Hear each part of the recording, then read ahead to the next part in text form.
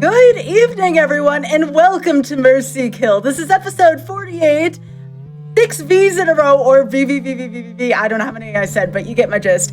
E-Girl and Celeste with our one and only Frozen Flygon. Before we get started here, a few announcements from Games Done Quick. Summer Games Done Quick is coming up soon. Oh my gosh, it's the month of June. June 26th through July 3rd. Prizes?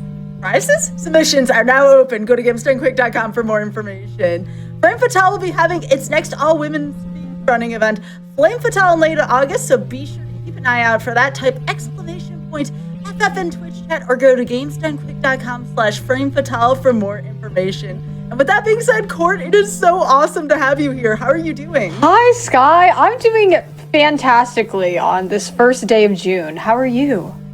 Oh, I'm just doing awesomely, fantastic, all of the positive ways to describe it. I'm feeling it right now. And this is the beginning of season 3 of Mercy Kill. So whenever the runners get ahead of the timer by about 10 runs or so, which, by the way, the timer's been up for like the first 2 seasons, we shift over to the next season. So welcome to the beginning of season 3 of Mercy Kill. The first 3 runs today are going to set the tempo. Yeah, no, I'll start it strong for the runners, hopefully. I believe. Absolutely. So before we get to talking about the runs, I have a few things to talk with you about, Court. So if you all don't know Court is very involved with Games Done Quick stuff. So let's start off by talking about Flame Fatale and, of course, our upcoming event. Yeah, absolutely. So we are working on getting the games list and volunteer schedule out for those that's going to be released on July 9th. So after SGDQ, we have more events in between SGDQ and HGQ. So Flame Fatale is in late August. And it's just going to feature a variety of women speedrunners. There's also going to be women at the studio running the event. I'll be at the studio. And it's just going to be an absolutely amazing time where you can support all of your favorite, women runners. It's going to be fantastic. Awesome. So, again, I've heard you have been more involved than usual with Flame Fatale. Would you like to talk about that for a second? So I recently was given the position of Flame Fatale's event lead. So I've been working with the group for so long, but, this is going to be my first event as a part of Games Done Quick staff as the event lead. And it's just been wonderful working with GDQ staff to help continue to grow this group and highlight, underrepresented runners in speedrunning. It's been just so amazing. That's awesome. And now let's go to I feel like we're doing the announcements, but kind of like in a different way here, so y'all just bear with me for a second here. So, we were talking about prizes earlier, and Frozen Flygon, aka Court, had a very exciting announcement pertaining to that. I didn't want to steal your thunder, though. So I recently have been asked to join the prize team for SGDQ alongside Scent and Mr. Game and Shout, 2 wonderful, amazing people who I've had the privilege of knowing, and I'm super excited. I've been doing prizes for Flame Fatales, but getting to do it for a mainline event with the energy of the crowd being there, bringing us back strong for our in-person event. I'm so honored to be joining that team and, joining for some memes and silliness and help raise some money for charity. It's going to be amazing. Absolutely. And of course, there was some talk about the bow ties, or in this case, bows, in the past week. So again, just kind of keep an eye on that. I don't want to spoil some of the plans that Court has for that, but that's just something to pay attention to as well. And of course, Court is also a showrunner here for GDQ Hotfix. Do you want to talk about your show real quick? Yeah, absolutely. If you haven't tuned into the weekends, I have a show called It's Dangerous to Go Alone. It happens every other Sunday at 4 p.m. and it's all about co-op shows, as the name implies. So it's all about, getting to see the runners communicate and do speedruns like that. It can be co-op runs of very popular games, like we had Legend of Zelda do a co-op run, but also it can be games that are just co-op from the start.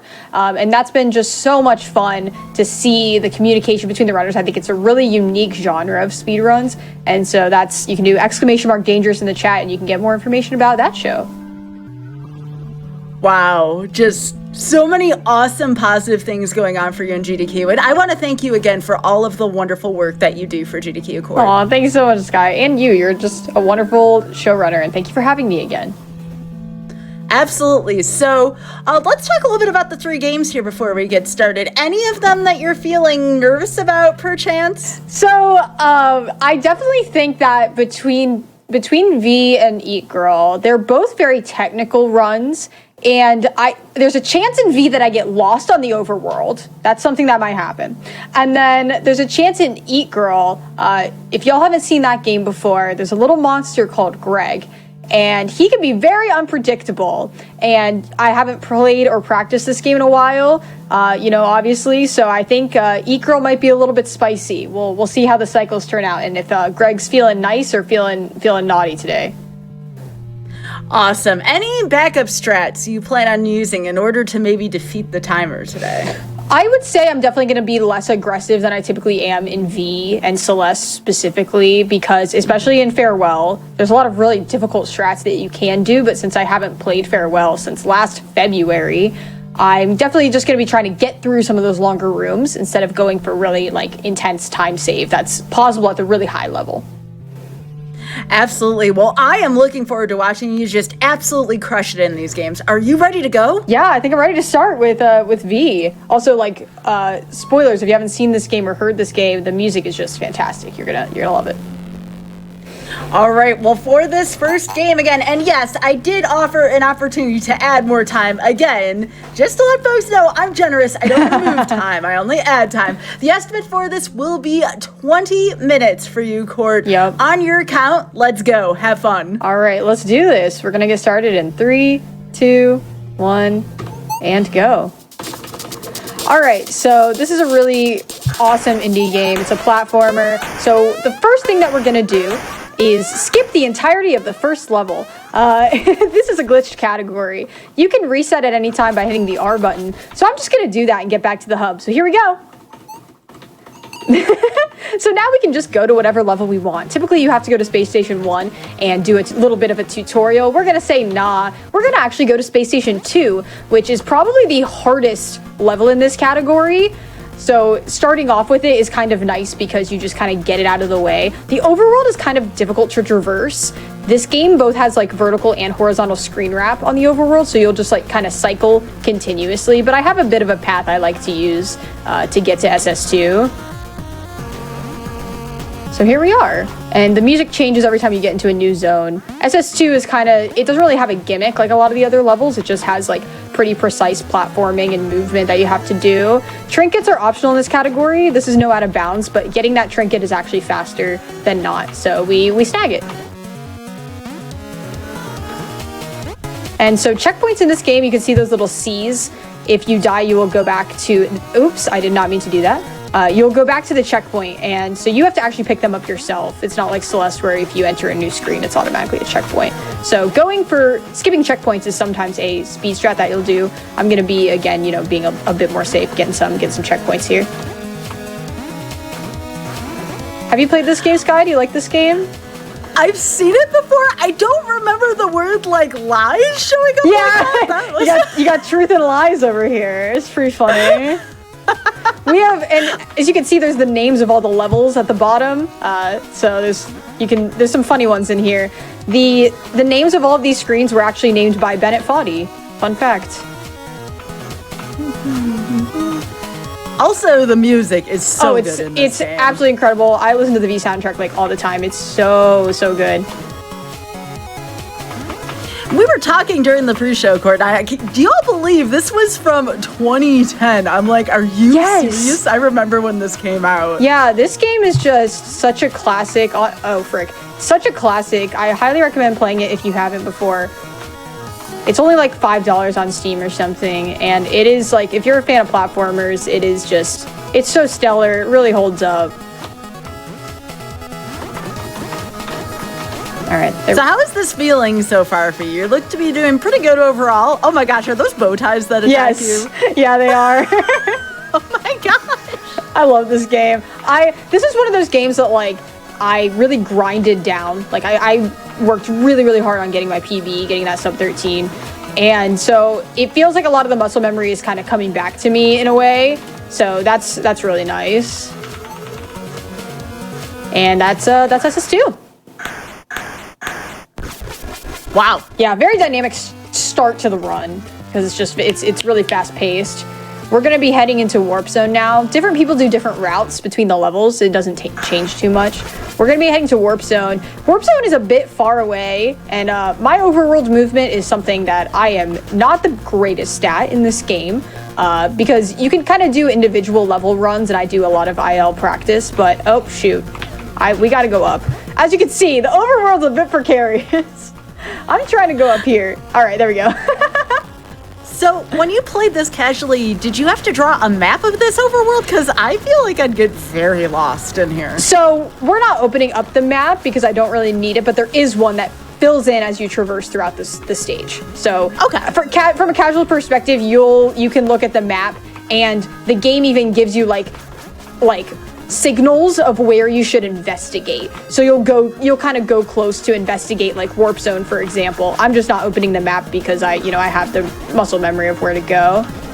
But this maze can be a bit confusing. I hope I actually remember how to do it correctly.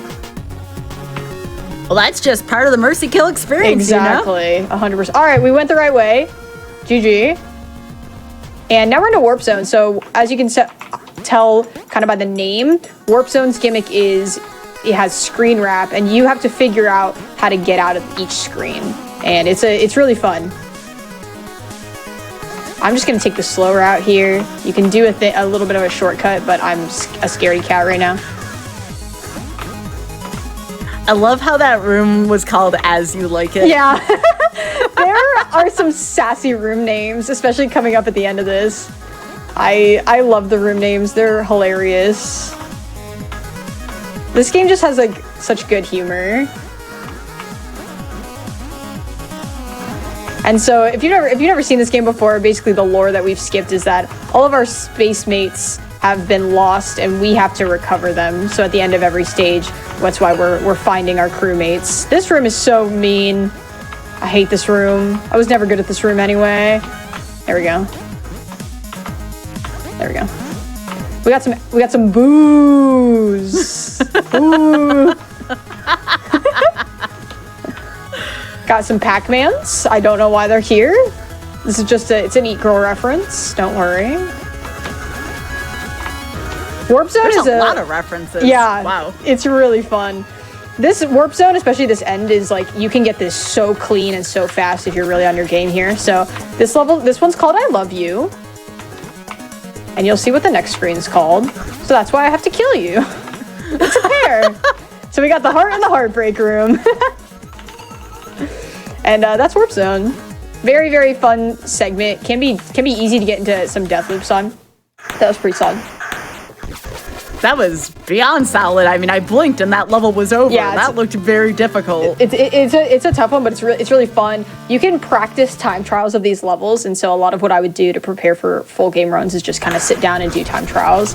It's really useful now. It's kind of like Celeste. You can just grind ILs and you get really, really comfortable with that to be going for the top level of this game.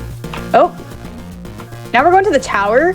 Towers are a really fun section casually. In the speedrun, it's basically just like kind of an auto-scroller. But the good thing is it has absolutely banging music, so that's the big plus.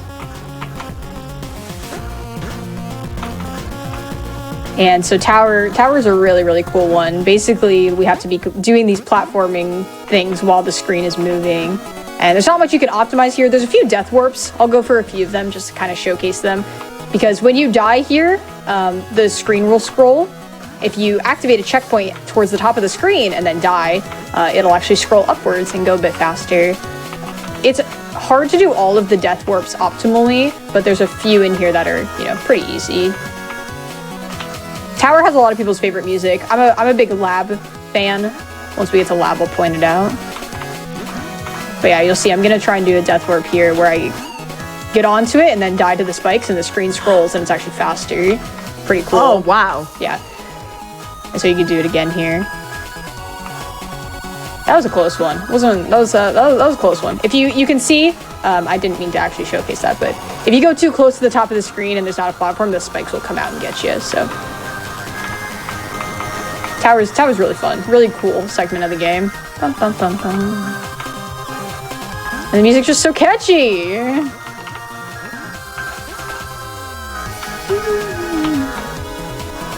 I like having this in the middle of the run too. It's like a kind of nice break. Absolutely. One thing I can notice about this game, and you can correct me if I'm wrong, it doesn't seem very input heavy. Correct. At least not super input heavy. I would definitely agree with that. Like you basically just have left, right, and flip. And there's a lot of really precise things you can do at a high level, but it's not like you're mashing that much. Like there's a bit of dialogue, but like it's not super intensive. You just have your up, your left, right, and your flip. It's really comfy. All right, now we're heading into intermission. Intermission is definitely the hardest part of the game, of this category for me. So intermission, we basically have this like escort mission where we have our little friend here who, anytime we're on the ground, they will move left or right. If we're in the air, they won't move. So we have to kind of use that and plan out their paths so they don't get hit. It takes a lot of brain power and a lot of patience, which I have the brain power. The patience, I don't know about that sometimes. And so these cycles are really fun to figure out casually and also really difficult to optimize.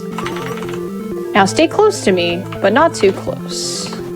This room is funny. Why did they add an escort quest to this game? My goodness. I ask that every day. The sad part about this category is that sad or happy part, depending on your perspective, is we skip the Gravitron, but we do have to play this intermission. There is something called the double intermission skip. I do not know how to do the double intermission skip. So instead we do Gravitron skip. That's one of the hardest rooms in the game, that one we just did. Very challenging. I'm not doing this correctly, but that's okay. There's a fast cycle to this. No! All right. Just kidding, I don't know how to do the slow cycle. Here we go. All right, this one's funny. The game doesn't expect you to do this, but you can drop down this person, you can reset, and it saves you having to go back and forth again. Wait, I didn't do this correctly. There we go. You have to drop them all the way down. There we go. But yeah, that's intermission. It's very, very hard to do that super optimally. All right, so now we're gonna do this is where the skip comes in. We're gonna go into the teleporter, and we've actually been to the Space Station 1 teleporter. And so we're going to essentially beat Space Station 1. Oh, I did that wrong. Uh-oh. Am I gonna be able to... I think I'm okay. We're good. Huh?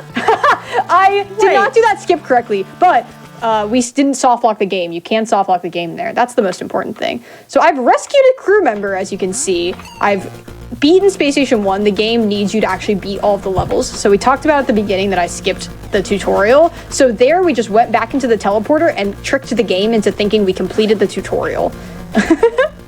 So it's really not a difficult skip. Like, I would say the glitches in this game are very accessible. It's just a very funny optimization that we do to completely skip the tutorial. Now we're in lab. The gimmick of lab are these little like flip lines that if you hit them, they flip you. And this is my favorite music in the game. It also is the music from one of my favorite Mario ROM games.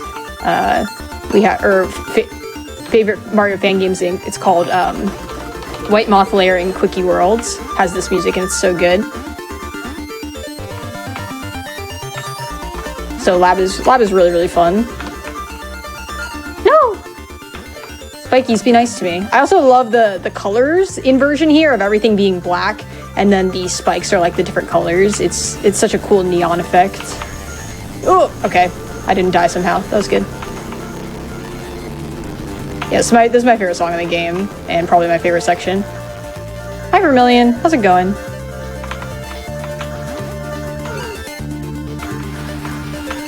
Oh. Cycle moment. All right, there we go. I also like the sound that the line does. It's just very satisfying. So what came first? Are you playing Kaizo games or are you speedrunning this game? Because I feel like this game could teach you all kinds of patience and even some strategies when playing any kind of Kaizo related game. Oh yeah, I think I had started playing Kaizo before I had speedrun this, but they do like really go hand in hand in terms of being patient and being challenging. This game is also very challenging, but is super fun. And same with Celeste. There's definitely a trend to the games I like to play and like to speedrun. Very, very snappy and difficult but rewarding speedruns. All right. So that was Lab. I love Lab. Really, really fun. And we've basically saved all of our... I keep hitting that twice. We've saved all of our crew members. And now we're going to go into the final level. The final level is really, really challenging. This is definitely a part I've drilled so much when I was grinding this game. And there's a few tough rooms we could, you know, get in a little death spiral. So we'll see how this goes. So we've saved all the crew members. Welcome back. Oh, where's Captain Viridian? Uh-oh. Well, we got to escape the final level here. How are we doing on time? I'm curious. We are just about at 14 minutes right now, so about 6 minutes left. Okay, I definitely think we'll be good. There are a few super tough rooms in this that might be tricky, but overall it's been a decently clean run. Oh, I hit that line one extra time. There we go. This music also is so good. Yeah, I was about to say, this one is a bop. Yeah, it is. Oop. Okay, a little bit too late there. There we go.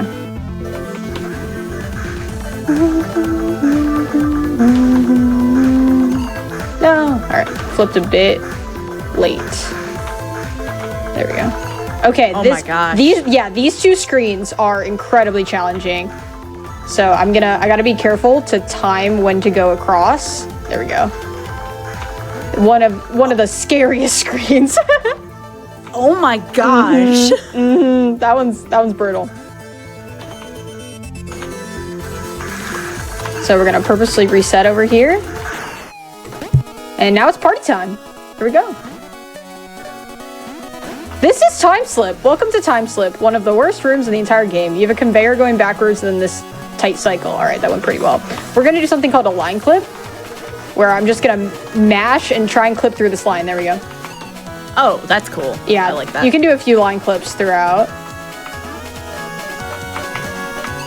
Oh.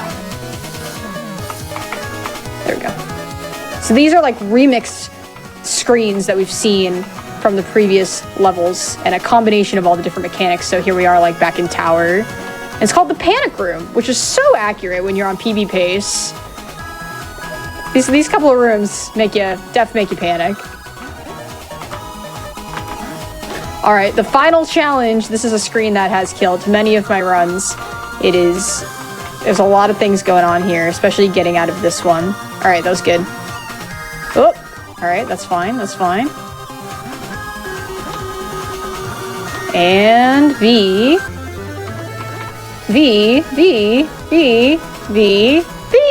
Da-da-da-da, time's coming up.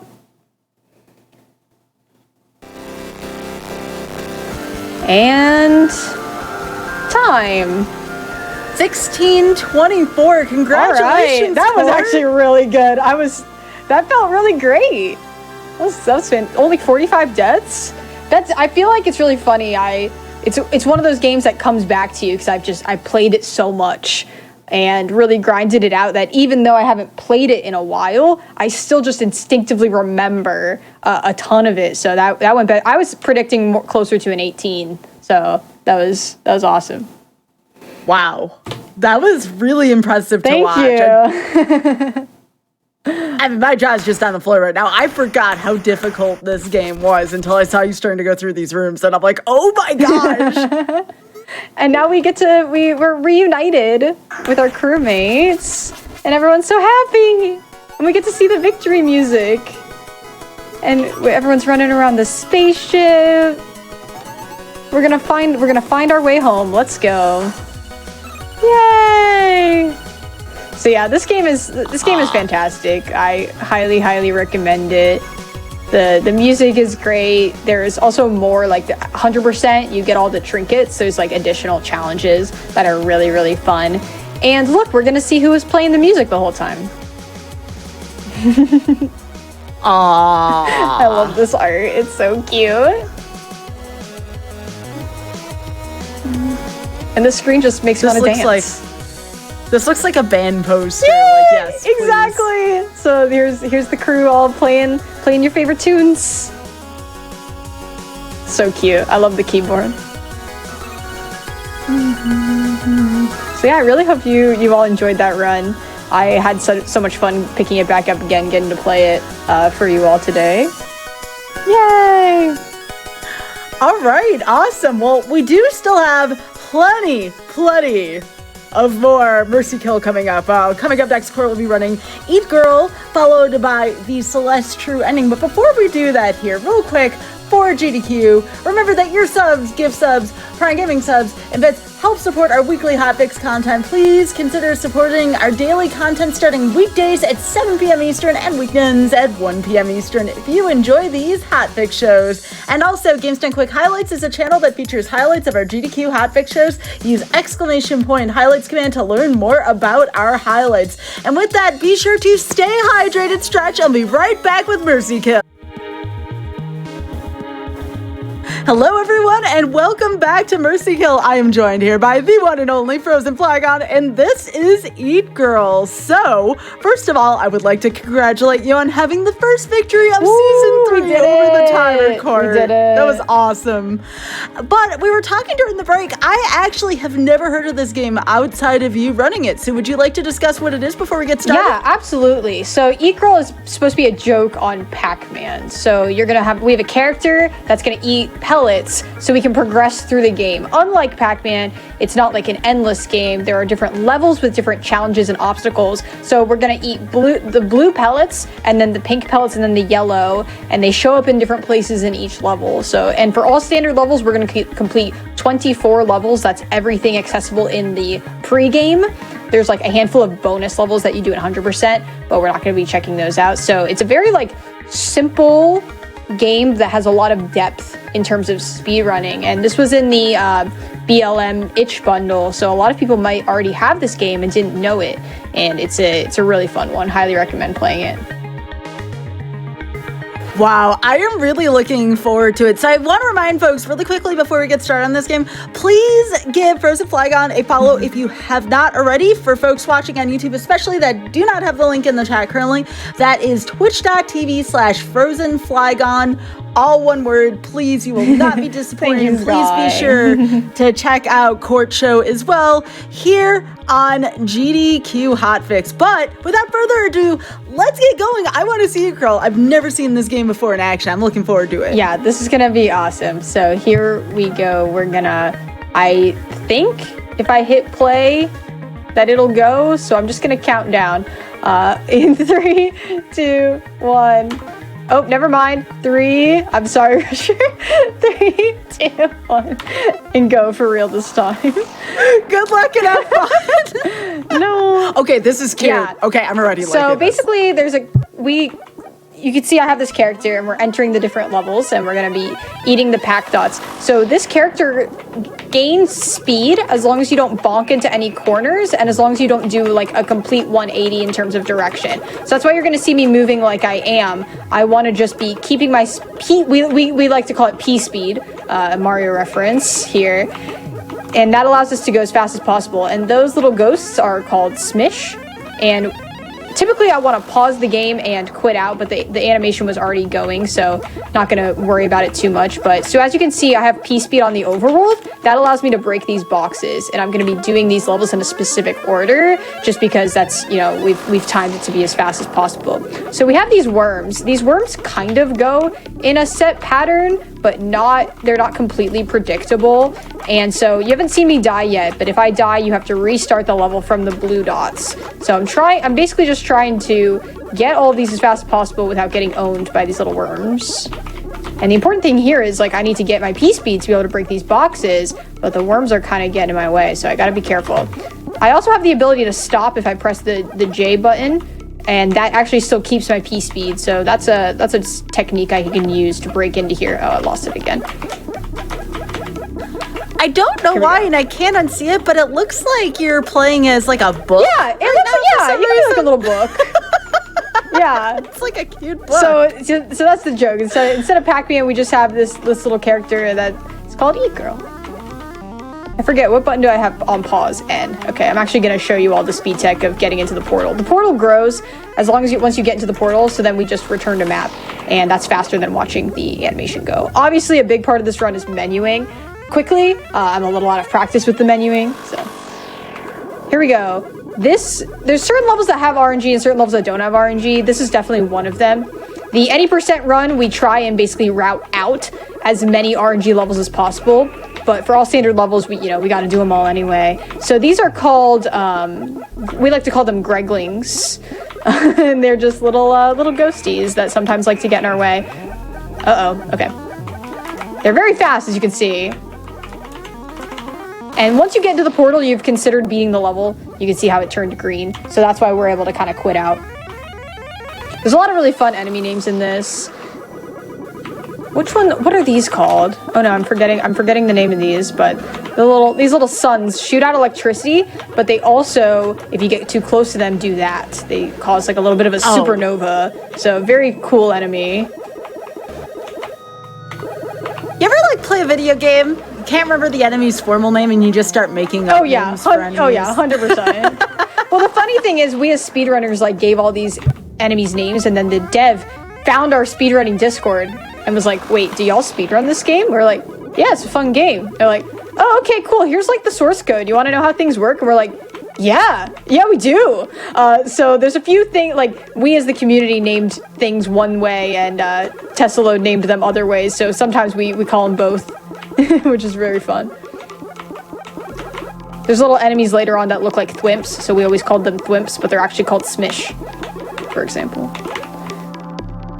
This is one of the really tough levels because these worms are just so hard to basically build a speed route around.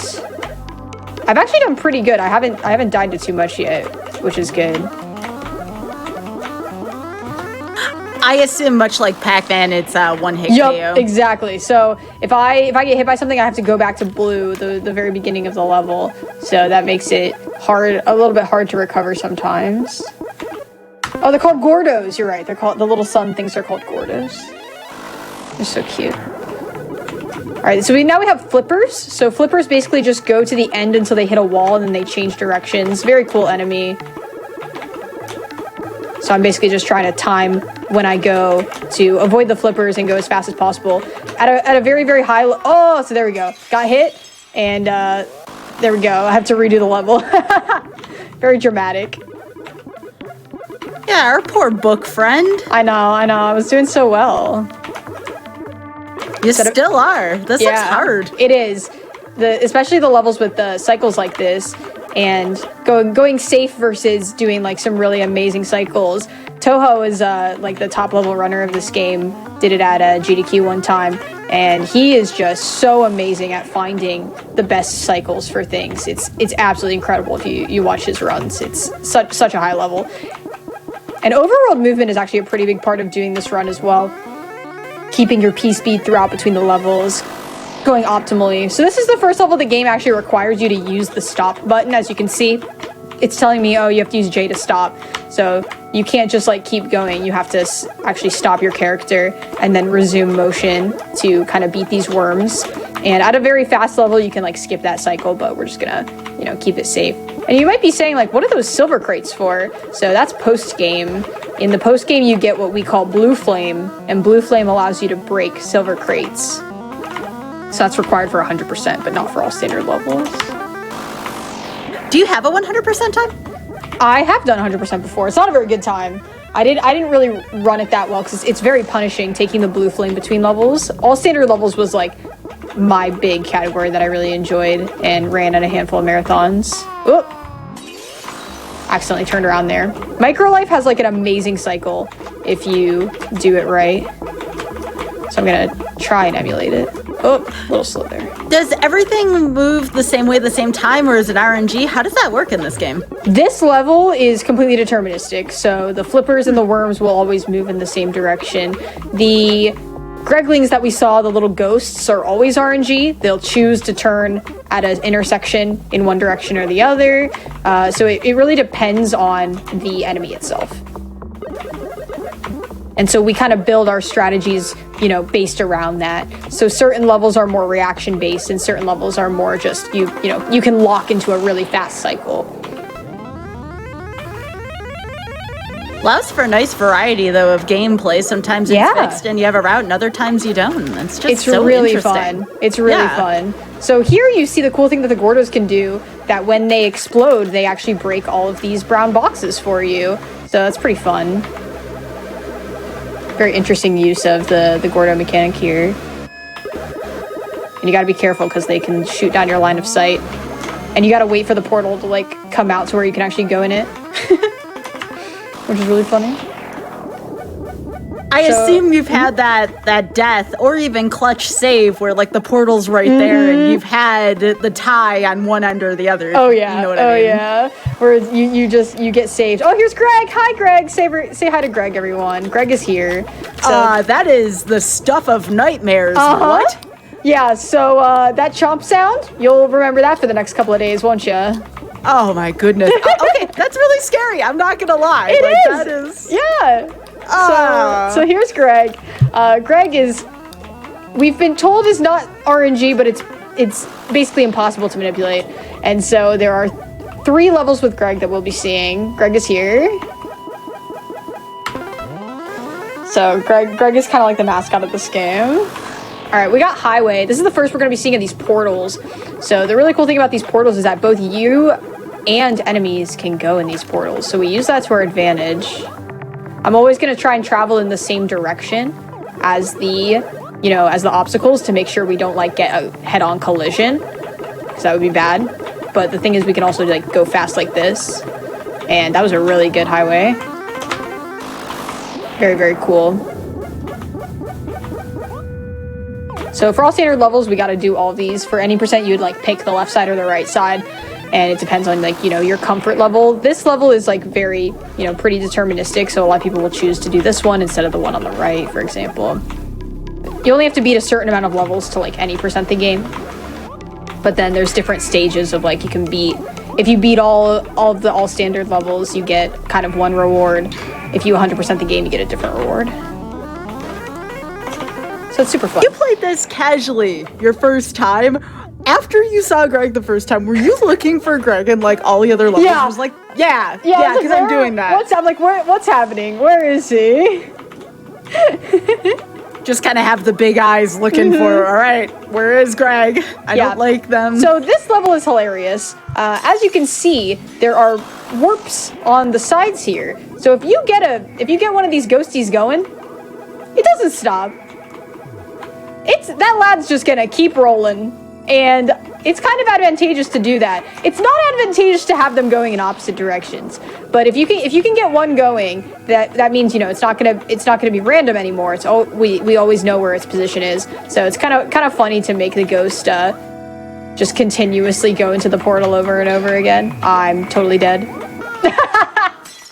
So this is an example of a level that has a lot of RNG, and you can just get totally trapped by all these Greglings. Greglings? Yes, these are the Greglings. Oh, okay. They're really cute, though. They can be very mean in the speedrun. So this level's very fun, because once you get on a line, you can just, like, whee, and go all the way through the portal and get everything you need. So the stop mechanic is really nice. Like, it helps you lock into a lot of these different cycles. Transmission is, like, one of the hardest levels, and you'll kind of see why. So there's these Gordos that shoot the electricity out, and then they shoot it into a portal. So you have to be paying attention to the Gordo shooting out, but also it shooting them into the lightning into the portal. There's a lot to be paying attention to. The fast cycle to this is really satisfying. And of course the Gordos can explode like that as a bonus. Oh, yeah. And as the level goes on, it kind of gets worse because there's just, like, more and more electricity going.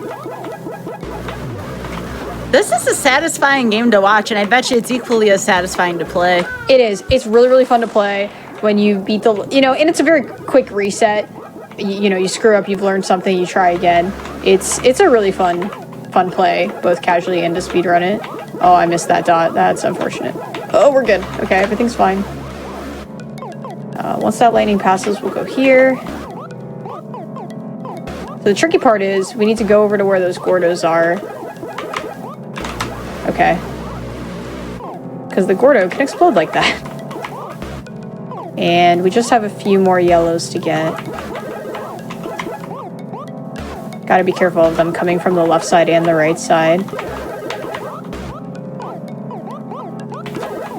Alright, we're really close. I just really don't want to get killed by one of them coming out after me like that. Alright. There we go. Transmission is one of the tougher levels in the run for sure. And the problem is I gotta break this box. You can't break the box by going left and right, so I gotta like go around this and then get into the portal and then I can break the box. So there we go. There's one more you're level taking up there. notes, right? Yeah. Alright. Greg's Revenge! Hi, Greg! So this level looks familiar. This is basically Highway, but plus Greg. And Greg can go in the portals too! Isn't that delightful? Greg still looks creepy. I'm just gonna pretend it's one of your happy gators that are making that little chompy noise. Yes, okay. It's just a little gator instead. You're right. That's much more cute. Yes. The levels are not on a timer, so you can go as slow as you want. The only thing that's going to stop you is, like, you know, if Greg comes after you or you get caught up in some other stuff.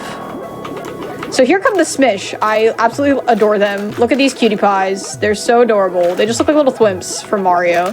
So basically, if you get in their line of sight, they will just go as far as they can until they hit a wall. So we use that to our advantage. And they're one of my favorite enemies in this game. They're so cute. Alright, so I gotta bait this one into going left. There we go. Oh, shoot. Okay, that's good. I was in a bit of a precarious situation of how I was gonna get those dots. The good thing about the Smish is they're totally deterministic. They're based on, like, what you do. Oh, dang it. So you can manipulate them in a good, like, you know, you can make a good cycle for yourself and manipulate them in such a way that they're not a problem. However, I don't remember how to do that, so it's a bit more tricky. But I really like them. They're really good enemies. Here we go. All right, this is going better. And there's also a teeny bit of a cooldown, and that helps between them, like, going again. Oh, okay, everything's fine. Everything's fine. We're good. I don't know where the portal is. Okay, it's up here. How did you escape that? I don't know. Oh my gosh! I got really lucky, I think. Wow. I was on the edge of my seat for that. I'm like, how did you escape that? Yeah. All right, so there's an amazing piece of tech here called Math Clip, named after Eric J. Math, that I want to show off. Basically, if you go into the portal and then wait, the Smish will go into the portal and won't kill you. So that's called Math Clip. One of our few pieces of tech. Shout outs to Eric J. Math, one of the Eat Girl speedrunners. All right, so I'm gonna take this a little bit slow. Get these. Here we go. So this level's all about, you know, making sure you know where the Smish are and you know where the Greglings are. And you can utilize Math Clip as well if the Smish are really gonna get in your way. Okay, where's this Gregling gonna go? Okay. We should be good. Yeah, it's in the middle. All right. So also knowing where the portals are gonna spawn is, like, really important to determining how you want to complete levels at a very fast pace. Yeah, I forgot to say the hard eyes. Math Clip hard eyes, very important. This level's super fun to do at a fast pace. It's a tough but deterministic level. This is one level that didn't used to be in the any % route until it was, like, you know, discovered to be super fast, because it's a very challenging one casually, but it is fast and it's fun. Especially, oh, okay. You gotta kind of squeeze in the middle there.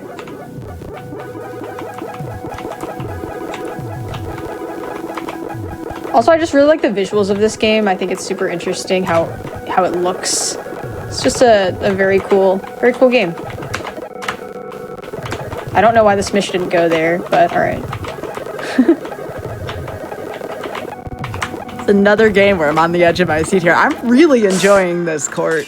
This game is really fun. It's, you know, it's definitely like a game not a ton of people have heard of, but when the Black Lives Matter bundle for it on itch.io came out, a ton of people got it because it was in that, and so the speedrunning scene like really popped off. It got into GDQ, like, and it doesn't have as many active players anymore, but it's a really fantastic speedrun and casual game. I definitely recommend it.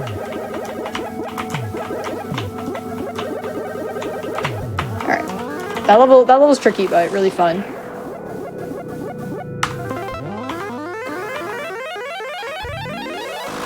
All right, High Five is probably the hardest level in this category. So we have Smish that is constantly going in the teleporters. We have Greglings that are moving randomly to try and thwart you, and you have to travel to all different areas of this map, keeping track of everything. So This is a challenging one. You want to use the portals to your advantage as much as possible. Oh my gosh, hi Gregling. That was a yep. They charge at you and it's scary. All right, we're doing good. We need to get over that side now. There we go. That was a pretty good level actually. Well done. Yeah. So I'm actually gonna not go into this level and we're gonna go here. We're gonna go to Livewire. Yeah, a ton of people in chat, you know, if you happen to get the BLM bundle, a lot of people did. You already own this game for free. You can check it out. It's a good time.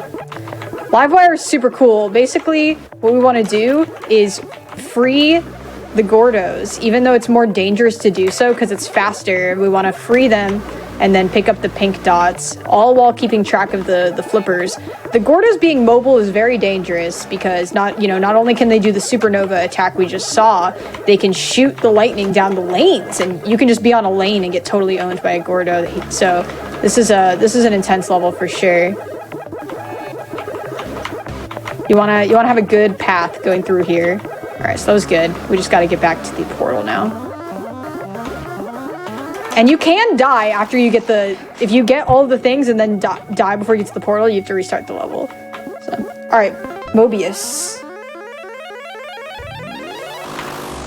This is a really fun level. So we gotta still be avoiding the Gordos, but we also have to go into these areas with these worms, and the worms also go through the portal, so they're traveling in and out, and I'm gonna kind of be following them and making sure I don't get killed by them as I travel. This is one of the few levels that doesn't have yellow dots. It just has blue and pink, so once we get blue and pink, the portal's gonna open up.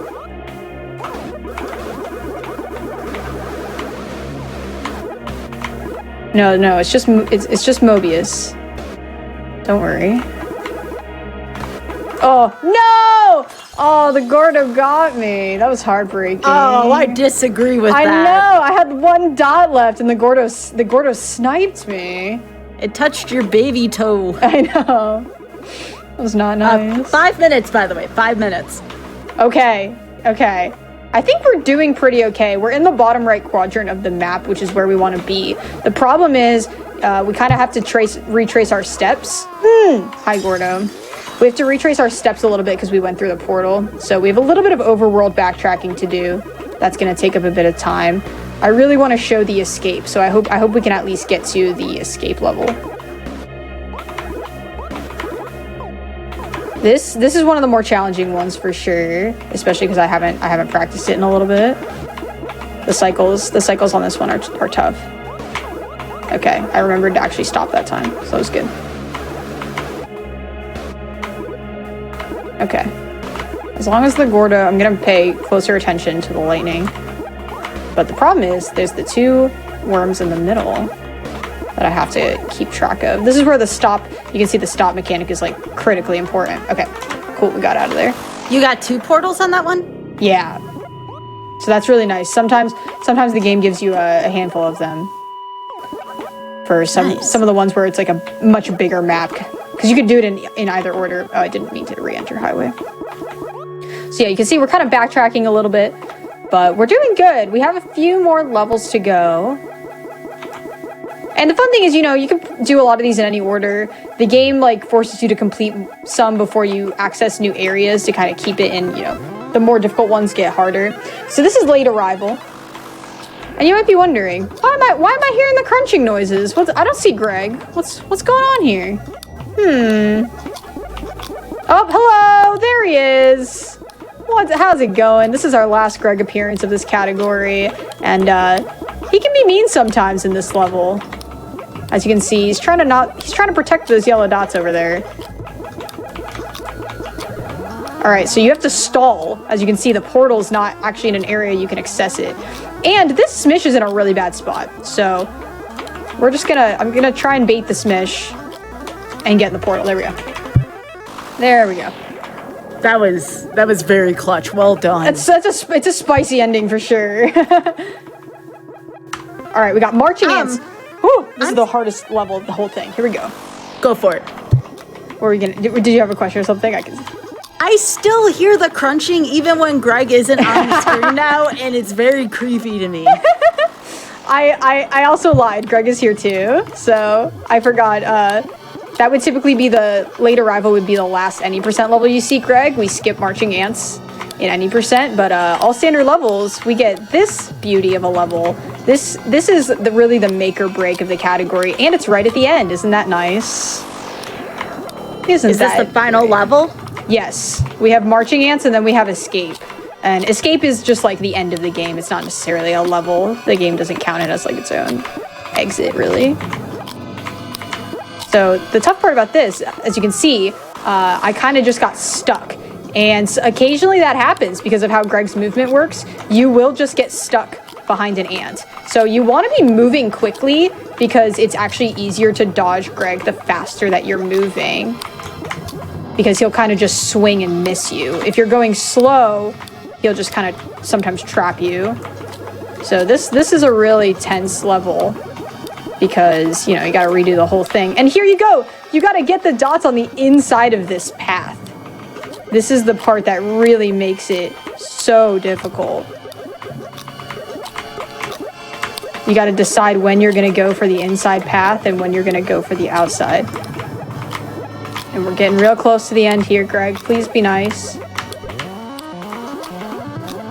Alright, I'm gonna try and dodge around Greg to let the portal grow. Okay. Here we go. All right. This is going to be very close. I'm showing 24, 15, 45 seconds. Woo, okay. We have time. We have time for escape. Either way, we're going to see this awesome ending level. So, look at this. Isn't this familiar?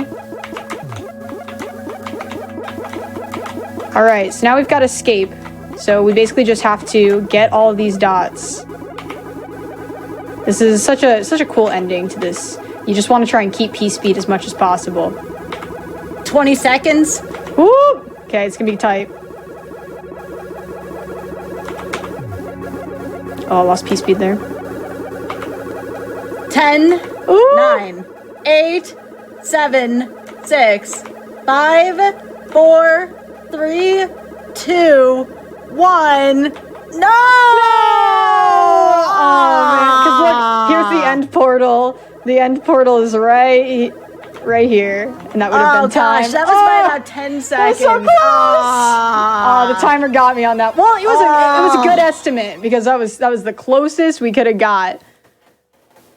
But yeah, at least we got to see escape. Escape is such a cool level. So. That was a tense estimate though, and I really enjoy those. Like win or lose, I very much. Oh yeah, that was so much fun. That was so much fun. I remembered a lot more than I expected. My overworld movement was definitely a lot of that time loss, but overall I didn't take a ton of deaths, and I really enjoy that game. It's such a fun run at a high level. You know, you should really take a look at some of Touhou's runs because it's just absolutely amazing. Yeah, Marching Ants was rough, but it's always rough. Even in my PB, I think I died to it like twice. But yeah, I really like that game. If you've never seen that game before, I'm glad I got to showcase it for you all.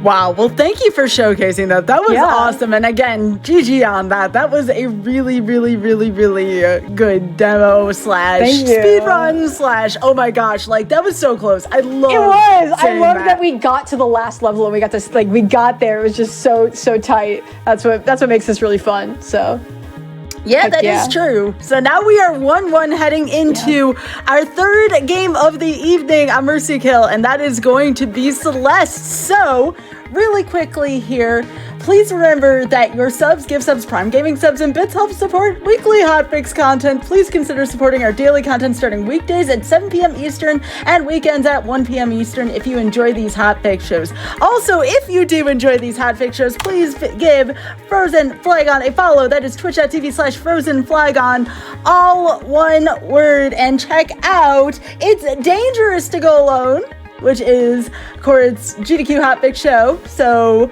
please be sure to give Frozen Flagon a follow. And we're going to take a quick break. Please be sure to hydrate, stretch, and be right back with Mercy Kill.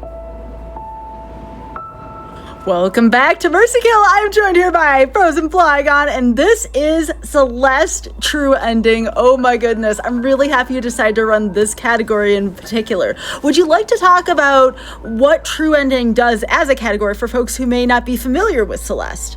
Yeah, absolutely. So True Ending is where we're going to beat Farewell from a fresh file. So Farewell is the Chapter 9 DLC that was released, and it basically it culminates the entire story of the game itself because Chapter 9 had additional story beats. So to get to Farewell, we're also going to need to collect 4 hearts along the way because that's how we'll open Core. So we're going to play all the levels. We're going to check out a B-side because we'll talk about why that's going to be faster. And then we're going to go into Core and then end with Farewell. And so you might be saying, Court, don't you play Celeste all the time? Yes. However, I've not played Farewell or True Ending since February of 2021. So Farewell is going to be an experience. I've been playing a lot of All Red Berries. I have not done this category in literally over a year, so I'm very excited to see how this is going to go, especially Farewell, which is a step up in terms of difficulty. So it's going to be a good time.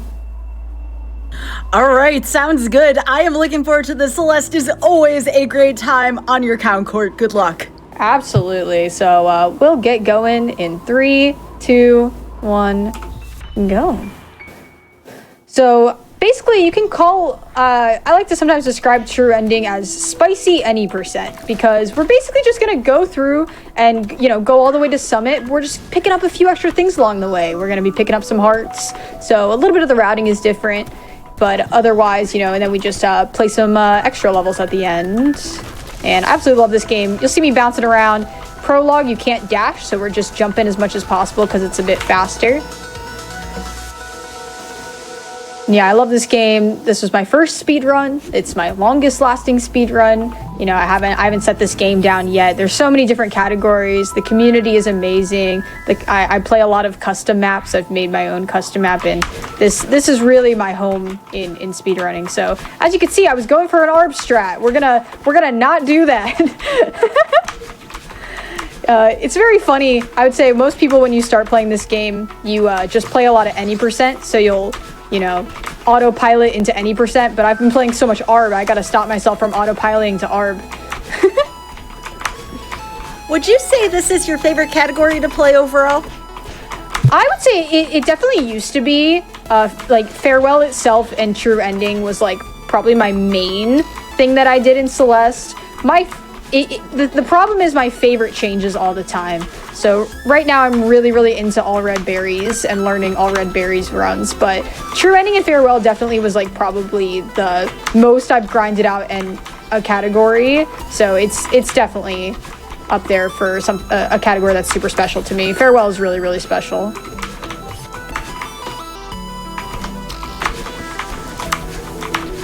So we're gonna need to collect 4 hearts along the way. We're not gonna get the city heart because the city heart's pretty far. We're actually gonna be there's a few different routes that you can do to get the hearts. I don't play 6B. 6B is an option. So instead we're gonna be getting the 2A heart, the 3A heart, the 4A heart, and 5B. So those are gonna be the 4 that we get. So yeah, that was city. City's pretty quick. And now we're moving into old site. So the old site, the heart, is a pretty funny one. It utilizes the intended mechanic that when you go across a screen transition, you get your dash back. So the devs actually hid the heart up here, and you have to use that. So you transition, you get your dash back, you transition, you get your dash back, and there we go. So the heart's hidden up here. It's a pretty funny one. So it is more optimal to skip this and play 6B. However, 6B is like a really tough level. So I prefer to just get the 2A heart. Site's a really fun one. We have the mechanic of the dream blocks. They're currently not active, but we're gonna be activating them. And yes, I do play the game on keyboard. I love the click clacks. I'm a big click clack fan. But you can play this game on controller. High level speedrunners play it on either. Now I got these fun dream blocks. You can jump out of them, go really fast. So is a lot of this just muscle memory for you now? Oh, absolutely. I've played so much of this game that I haven't actively practiced this category, but you know, it just kind of comes flooding back to me. But there's a lot of the big thing is though, every room has so many optimizations that if you're not actively like running the IL, you're kind of just losing time all over the place, because there's the movement in this game. Like your speed is pretty much like uncapped in many situations. You can just chain together so many awesome movement things. So it's like I have a general understanding of getting through all these rooms. I've played this game so much, I know exactly where I'm going. It's not like, you know, when we were playing V or Eat Girl, like, oh shoot, I just don't remember necessarily where I'm going. I have that knowledge of the game, and I'll never lose that knowledge of the game. But it's the going for the really aggressive strats. Like when I got the sub-hour true ending, which is like probably one of my best runs in Celeste, everything was to the max, right? I'm trying to really push myself and push my strats as much as possible, whereas this is kind of just like, you know, comfy going through the game decently fast, but I'm not like super pushing myself to new heights like I would be when I was doing, you know, PB attempts of this. So there's just so much you can do in this game. It's hard to stay at your top level if you're not practicing it all the time. Pushing to new heights, I see what you did there. Yeah, exactly. But yeah, that's Old Site. Very, very fun level. So like, for example, I beat that in 2:05. My PB is like a 1:42. So it's like, okay, I'm losing theoretically 20 seconds. But I'm still playing well. I only had 2 deaths. There's just such a high skill ceiling that you can reach. It's absolutely incredible, and why so many people I think continue to speedrun this game, because you just keep getting better and better.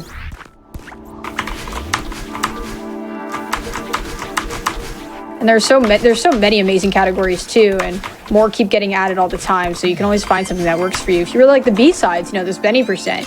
You can do all hearts if you like the C sides. If you love farewell like I do, you know, you play true ending.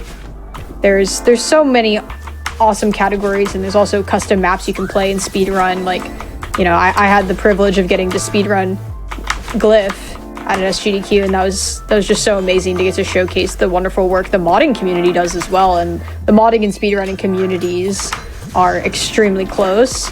And speaking of the communities, welcome on in, Carrie. That is another fellow Celeste speedrunner and one of my best friends. Why am I going to this berry? See, this is the all red berry's poison. I don't need that berry. That was really funny. Muscle memory. Yeah, welcome on in, everyone. Ooh, I like this song. This song is so cool. And the amazing part about all of this music, first of all, like Lena Rain is just an incredible composer, but it's dynamic as you go through the level.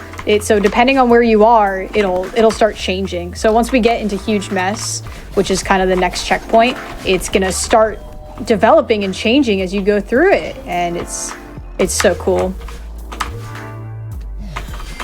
That's another reason why it's just so fun to speedrun this game.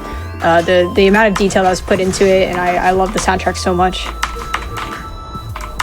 So you see, there's kind of a new layer to the music as we're in this new section. It's so cool. So this is true ending. I need to remember to get the heart here.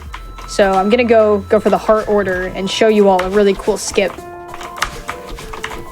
We don't really have a ton in terms of glitches, but we do have a few kind of manipulations we utilize in certain runs, and the 3A heart is one of those.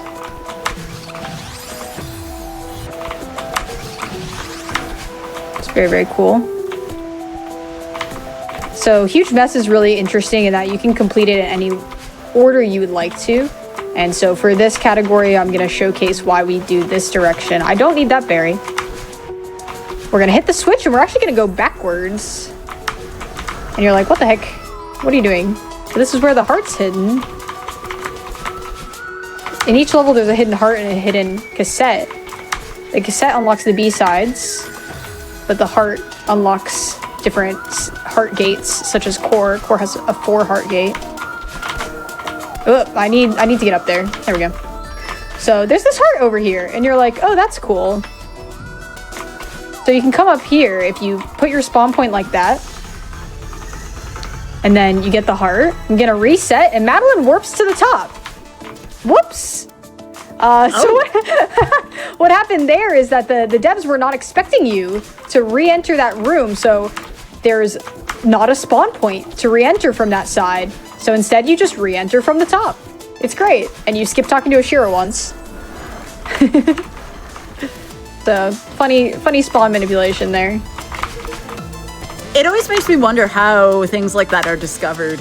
I know, right? I wasn't around during the like early days of Celeste, so it's like really cool to hear about how people just kind of found out these things.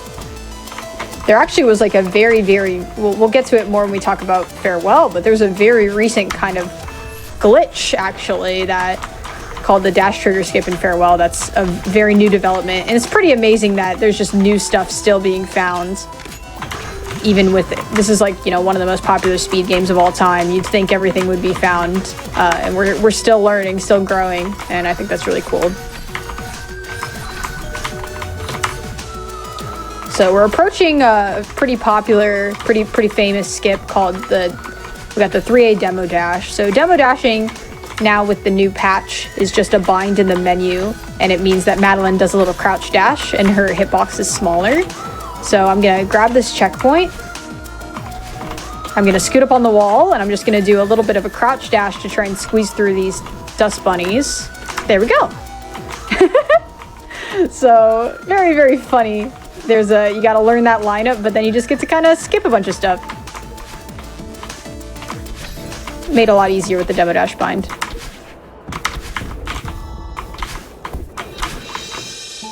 And here's Oshiro. We got a little boss fight, you could say. We gotta run away from the hotel owner, Oshiro.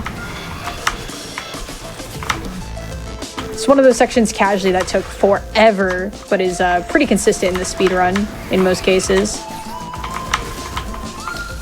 Dang, I don't remember this. This is creepy. And you should stare at Oshiro as he respawns. Have you seen him regrow his skeleton yet? Not yet. All right. I'll keep an eye out. Yep. Oh. Wow. Yeah, it's a visual for sure. You're generally just looking at Madeline, right? But when you look at that, you're like, oh no. Oh no. You know what? I think I'll take Greg over this. Yeah. Yes. Greg is a benevolent creature. Greg did nothing wrong. I would say I do like Greg more than I like Oshiro. I would definitely say that. Yeah, I am not doing this to the fastest of my ability. That's okay. This is a really long screen. I just don't want to die. It's constantly the balance in Celeste is between not dying and trying to optimize your strats as much as possible. We got one berry, even though we did not need it. All right, so now we're chilling, heading into Golden Ridge. All I gotta do is just remember to get the heart. But otherwise, this is like a pretty straightforward level. It's got some wind, it's got some clouds. These clouds are really cute and bouncy. It's a good time. So speaking of good times here, so again, I want to remind folks to please follow Court at twitch.tv/frozenflygon. And what have you been working on in your streams lately? You have any projects coming up or any streams you're excited about? Oh yeah, absolutely. So I guess I've been kind of doing like 3 main things on my channel. I stream like every day from Monday to Friday now. And so in the mornings, I play a lot of like Super Mario Kaizo. I love Mario. Kaizo is just such an amazing community, and the talent of people that make those games is just absolutely incredible. So I've been playing through a lot of Kaizo. I'm working my way up to playing Sayonara Mario World 2. That's a one coming out very, very soon, and it's supposed to be extremely challenging. So I'm kind of working my way up to playing more and more difficult fan games, and that's been so much fun. In terms of Celeste, I'm actually grinding out all red berries again, which, as you can see, I'm talking and I'm collecting berries that I don't need, because this is true ending. As I talk about these berries I don't need right now. So if you're interested in Celeste speedrunning, you know, you can come hang out with us. We're going to be doing a lot of all red berries practice starting tomorrow. I'm going to be like going through all the levels, and I've been playing Hollow Knight casually, which has been so much fun. I love that game. So yeah, thanks for asking, guys. Super sweet of you. Yes, of course. I want folks to be able to find you and give you a follow, and your streams are very chill and very enjoyable. So thank you so much. Folks give a follow. Really appreciate that. I love streaming, you know, it's just like, it's so fun to just get to talk to people, and, you know, I work from home, so it's such a good social outlet for me. I'm sure you feel the same, of just, you know, getting to play some games and talk to your community. It's just such a blessing.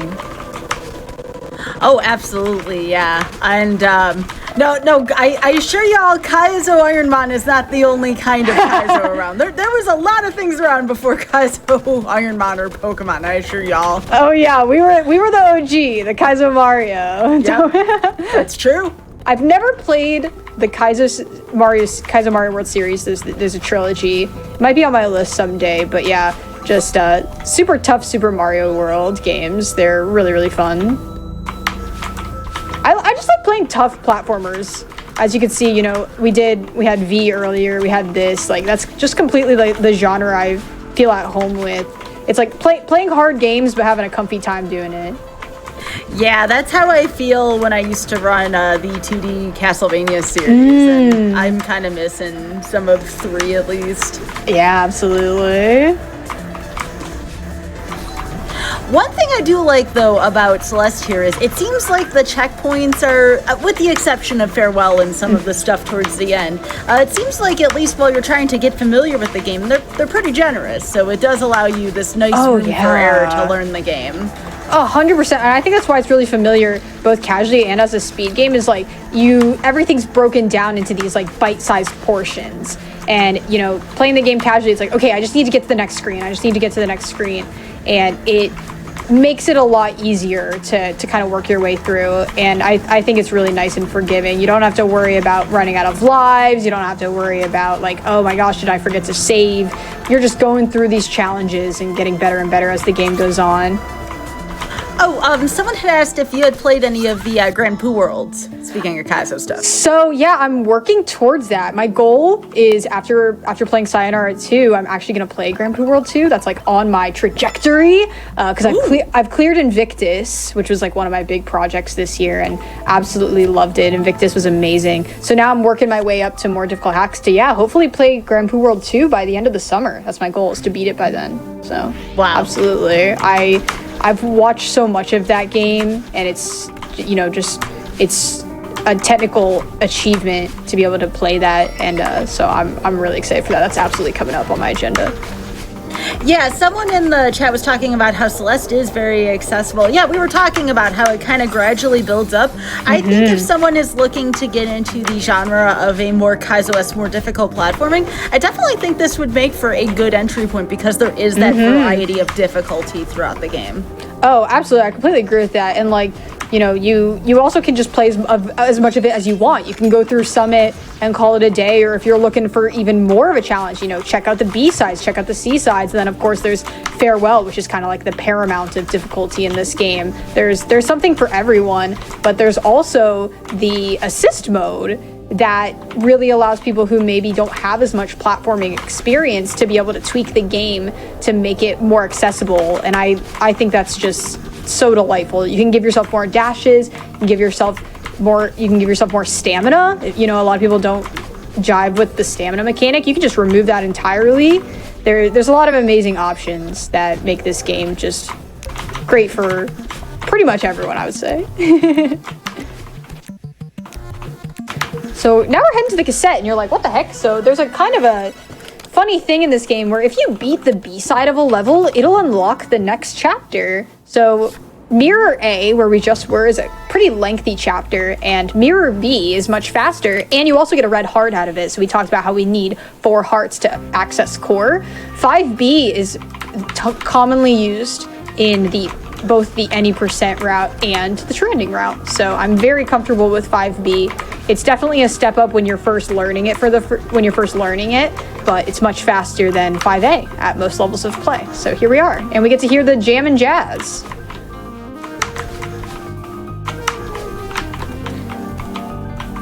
This level's just really fun. There's another spawn manip called Bubs Drop here. I don't know if I'm actually gonna get it. Oh my gosh. Okay. Incredible. The last 2 times I've attempted Bubs Drop, I've gotten it, and I've been 0% confident. Let's go. Yo, nice. Bubs Drop saves like 30 seconds. It's a lot. That is. Yeah. It's a funny skip. Oh, so one of the things I like the most, and this is pretty prevalent in the modding community now that we're talking about this, especially Super Mario World mods in particular, if you are going to be spending so much time playing these levels, the music better be good. And Celeste also takes that rule to the max here. These are really good jams. 100%. Like, I play speed games, and it's like they need to have some good music. They need to have music I want to listen to if I'm going to be playing this game over and over again, you know? And I always play with the music on. Some people play with different music, and that's like, you know, totally chill. I'm not going to tell anyone to not do that, but I play with the music every time. It just is so good and so comfy, especially the farewell music. It like makes me emotional. It's so good. Uh-oh, that was a misdirect. So this is one of the longer screens in this chapter for sure. A lot of cycles in 5B that can be pretty challenging. This teeny little gap. Here we go. This seems like one of those levels where everything's in general pretty alright unless you go off script. Then it's like impossible. Yes. Yep, absolutely. I would say like yeah, 5B can be extremely consistent at a high level, and it's like you can beat it in under 3 minutes. I've beaten it in under 3 minutes, and it's like, wow, okay. It takes a lot of practice to get to that stage, but once you get there, I find it to be a very consistent level for the most part. So, these are Greg's friends. Yeah, these are definitely Greg's friends. I think it's really funny you say that, because I made a custom map called Quickie Mountain 2, and yeah. we made a zoo level, and a part of the zoo is that there are these seekers, and then Greg shows up as one of the exhibits. So they are literally canonically friends in our custom map. Aw, that's awesome. Yep. Greg needs some friends, so yeah, that's so great. They give off similar vibes. Yeah. Oh, ouch. So the cool thing about Seekers is that they are completely 100% manipulatable.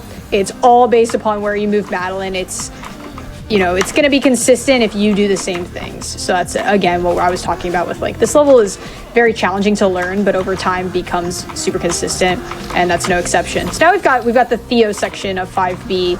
We gotta take this boy with us. This can be a bit challenging just due to how, oh frick, I just didn't pick him up. Just due to how collectibles and carryables work in this game. A lot of really high level strats.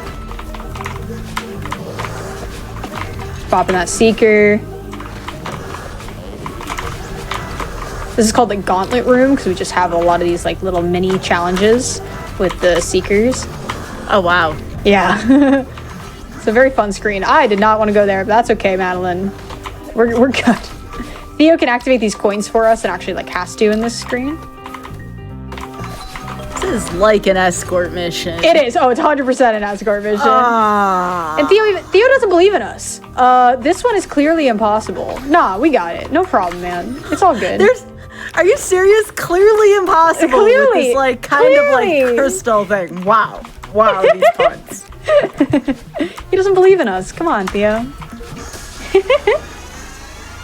All right, so yeah, that's 5B. So we get a heart from that. It's much faster than 5A at most levels of gameplay. So yeah, it's a good time. It's a good time.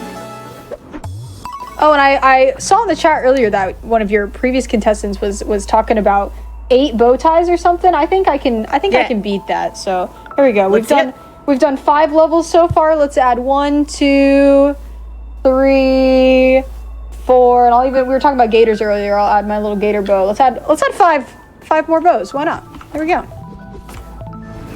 And we had 3 originally, so we're tied at 8 now. I can't choose between the pride and the gator bows. They're all I know. so fantastic. They're all so good. I love them. So yeah, for anyone curious, I have a basket next to me, and it has 50 bows in it. And yes, I have worn all 50 at one time. All right, so here we are in Reflection. We've now got the addition of the feather mechanic. It's kind of free moving. So if you play on keyboard, feathers can possibly be a bit of a challenge, but over time, it's something that you just kind of get really used to.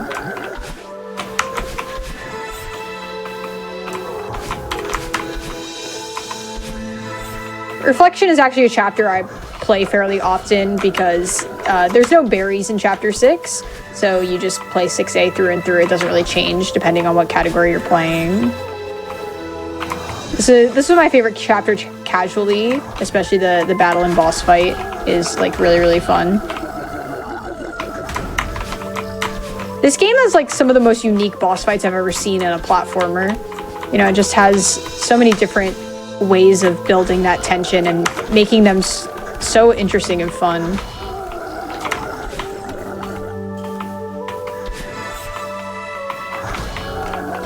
And we got Kevin's, of course. Okay, so is that canon that they're named Kevin, or is that a name the community gave? It is canon that they are called Kevin's. They're Kevin blocks. Interesting. Yeah, it's named after the sound designer Kevin Regami, who made the blah, blah, blah, blah, blah sound. Very wonderful person. The Extremely OK Games, the developers of this game, are just so supportive of the speedrunning community. It is just absolutely amazing how much they care about the speedrunning community. They listen to the speedrunning community, and I think it's a big part of why Celeste speedrunning is so fantastic, is they're really open to us and support us in so many ways. Yeah, it is true that 6B is faster than 6A if done optimally, but the problem is I do not know how to beat 6B optimally. I have not done the necessary preparations to make 6B faster, so that's why I'm out here playing 6A.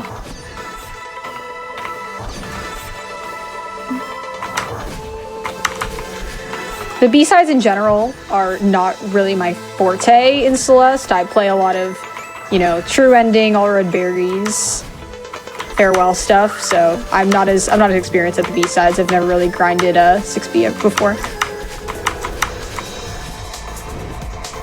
This chapter is just so sick. It's just so cool. It looks really difficult again if it's like your first time playing this and you have to kind of anticipate where you need to go. This is really tricky. Oh, 100%. This level is definitely a step up compared to the couple of levels before it. But I think that's also what makes it like so interesting, is you gotta, and it aligns with the story of the game, because at this point you've been thrown back to the bottom of the mountain and you gotta really climb your way back. You gotta grit your teeth and climb your way back up. And what I love so much about this game is that the gameplay and the story kind of reinforce each other. So you're building yourself back up and you're tackling harder things just as you are, you know, in the game, just as Madeline is doing in the story. I think that's what makes Celeste such a beautiful game, is the themes build upon each other so much. So doing a cool battle and boost there would be basically do like a hyper bunny hop off that Kevin and just fly into the cutscene. And now we've got the battle and boss fight, which was my favorite part of the game casually. It's very interesting in a speedrun. We're basically just trying to beeline to battle in as much as possible. There's a lot of really small optimizations you can do here to make this go fast. So you have to platform and fight the boss at the same time. Exactly. Wow. It's amazing. It was just mind-blowing when I played this for the first time. Like, wow, this is what a boss in a platforming game can feel so dynamic. It's amazing. It's just amazing. I've never seen anything quite like this. Yeah, I love it. Like, and the fun part is like the B-side has an even harder battle and boss fight, and it really like pushes you to your limits. It's amazing. The game design is just, I could gush about Celeste game design, you know, all day. There's nothing wrong with that. It's a good game. It's such a great game, and like it's also just really fitting to be playing it, you know, the first day of Pride Month, because not only is, you know, Maddie Thorson is trans and has talked about her experience of, you know, coming out and coming to terms with her identity as well, but that Madeline, the character, is also trans, and there's a beautiful essay written by Maddie about that. You know, and it starts, is Madeline trans? Of course she is, and, you know, talks about that and why it's important to have her as a trans character. And you can see you know, you can see a trans flag at the end of Farewell. We'll see that and stuff like that. And it's just like, it's cool to see that representation from both the, you know, the developers, but also the characters itself. It's really cool. Well, this is an awesome game and runner for the first day of Pride Month. I wouldn't have it any other way. This has been awesome to watch. Yeah, this has been so much fun. Thank you so much for having me. The Celeste community itself is just so, you know, so queer in the best way. Everyone really, it's a cornerstone of our community. We lift each other up, and so many people have like found self-discovery, you know, through this game, through the community. I definitely know I have, like, in coming to terms with like recognizing that, you know, I'm non-binary and stuff like that. It's just because I've been surrounded by people who are open about that, and so that's why, you know, representation really makes a difference. So yeah, the boss fight is just so beautiful. The dialogue in this game is absolutely gorgeous. It really speaks to what a lot of people go through in terms of identity and self-doubt and stuff like that. And it's just amazing. I love that chapter. The music is an emotional journey too, Yeah. to supplement these feelings. Absolutely. Absolutely. All right, that was reflection. That was a pretty solid reflection, for sure. Another bow here for funsies.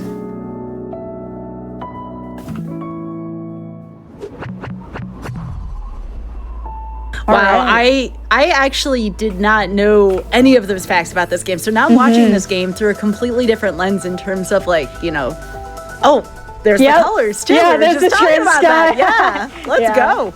I love the summit sky is beautiful. You know, it's one of those too, you know, there's just so many feelings around it. There's so many struggles. There's so much self-discovery, and there's a lot of those themes in this game in general. So I see it. Absolutely. Like, you know, it's talking about, you know, her talking about her family, talking about her, you know, her self-doubt with who she is and why she has to do this, why she wants to keep persevering. And you can, you know, just reading it from that lens of Madeline being trans and going through that is just really beautiful. I highly recommend, like, if you just look up, like, Celeste, you know, Madeline Celeste trans, I'm sure the article will show up that Maddie wrote. It's a really beautiful story and really makes you connect to this character in a lot of ways. And Farewell as well is just really writes home about that too. It's just fantastic. And of course, it's just like such a snappy game. It's just the platforming itself is just so good. So it's just there's a reason why people just keep coming back to it. I have a question about the bow ties. This is my own personal question. Now, you said you had up to 50 in your hair at once, yeah? I did. Have you ever put, maybe not necessarily 50, but an amount of bow ties in your head, and you go to lay down and, like, they're still there? Like, you thought you got all of them, but there was, like, a couple that were left? Yes, that has happened to me. I have a really funny story about, so when I was in the studio for Frost Fatales, actually no, the last Flame Fatales, 2 events ago, we had the channel point reward where you could add a bow to my head that everyone did. So I was just in the studio doing a prize segment, and I was like, oh, I should go out and, you know, get some food. And so I wander over and I go get some food. I order some food. I, you know, go to the store, pick up some chicken wings. And this older woman goes, oh my gosh, I love all the ribbons in your head. And I was like, oh my God, I forgot to take them off. And I'm just like out in the regular world with 15 bows on my head. And I didn't notice that these people are like, I didn't even notice anyone looking at me weird either. And she's like, I love all the ribbons in your head. And I was like, oh my God. And I was just like, thank you. Aw. Like, that's to the point of like, it doesn't bother me. I don't notice. That's pretty wholesome. I like that. It was so sweet. I was just like, that is really funny. I was cracking up. So yes, I've absolutely done that. So now that we're talking about this, I mean, even look at the background here. I'm seeing a lot of colors here too. Mm-hmm, that's what I'm saying. Oh, and yep, there it is again. Yeah, I love the Summit Trans skies. Is awesome. Fantastic. Wow, well, I'm gonna have to go, and someone said that was like the first search, by the way, the essay you were talking about. I'm gonna have to go and read that. Awesome. Yeah, it's absolutely beautiful. I think, you know, it's also just great reading for anyone on this first day of Pride Month. Just, you know, Maddie Thorson is just also a really incredible writer, and so it's just a really cool explanation of the story and how all the themes blend together, but also her experiences. It's really beautiful. This game means so much to so many people, and that's why, you know, I'm really proud to be a part of the community as well, and friends with so many other people who have, you know, made my life better. I love this game. It's what brought me into the speedrunning community. It's super important. Well, and any fun game too that can double as a powerful message, a work of art that's a powerful message. I mean, this game really does have it all. Yeah, absolutely. It really does. And, you know, everyone here watching knows how, you know, video games are important in your life, right? And so we all have our game that's really special and important to us for its own reasons, and I think that's super beautiful.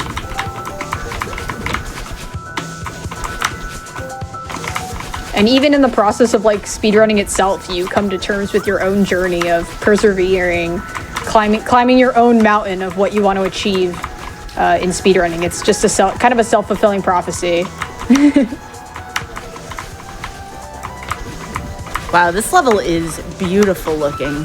It is. Summit is so cool because it recaps each level that we've done before. So we're now in like the Ridge recap portion, and we were in the hotel recap portion, and you could hear that the music has its core, you know, melody, but it changes based on every segment we go to reflect parts of the previous level theme that you're in.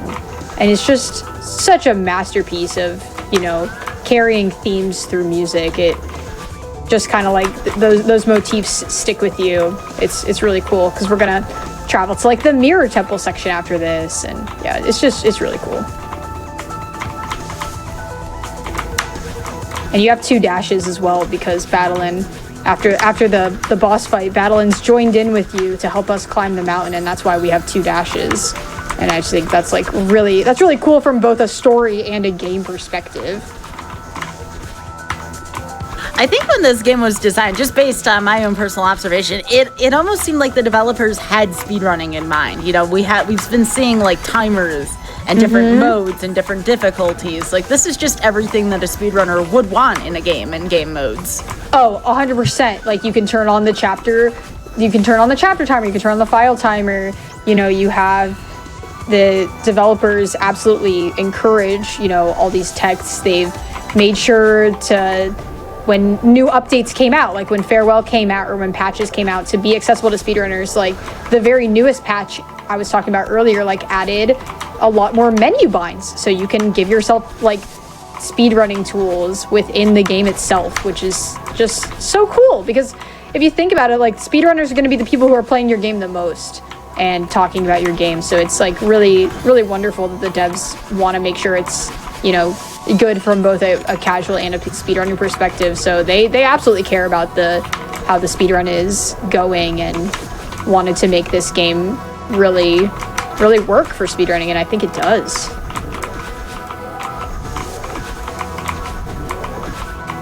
Especially in Farewell. Farewell like utilizes speed tech as like a requirement, and it really pushes you to go outside your comfort zone and learn those kind of things. It's awesome. Now, it was mentioned that Farewell was a patch. Yes, it didn't come out with the initial release. Correct. Do you happen to know how much later it was? I never got a chance to take a look at that. It was Farewell was released in September of 2019, I believe. So I think it was like a year and a half ish after. I'm sure people in the chat know this better than I do. I do not know the date correct. I know it was in September 9th, not September 19th, but it was released afterwards, and it features a lot of speed tech like that I've been using. The wave dashes and wall bounces, all that were kind of built into it. So very, very cool. And I think it was, it was after the speedrunning scene had really developed as well, and a ton of people were speedrunning it. And then Farewell came out, which was like such a cool experience.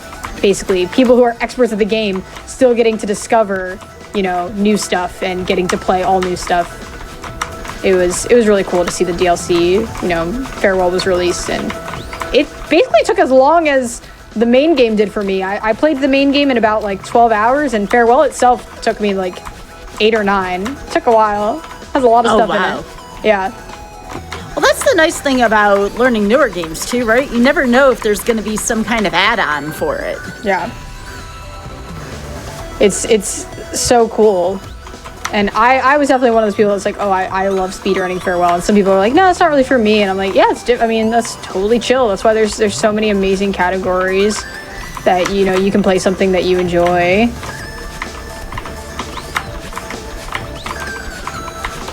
But even if you don't enjoy the playstyle, just watching this and appreciating the story and supporting the runners, there's all different ways to enjoy this.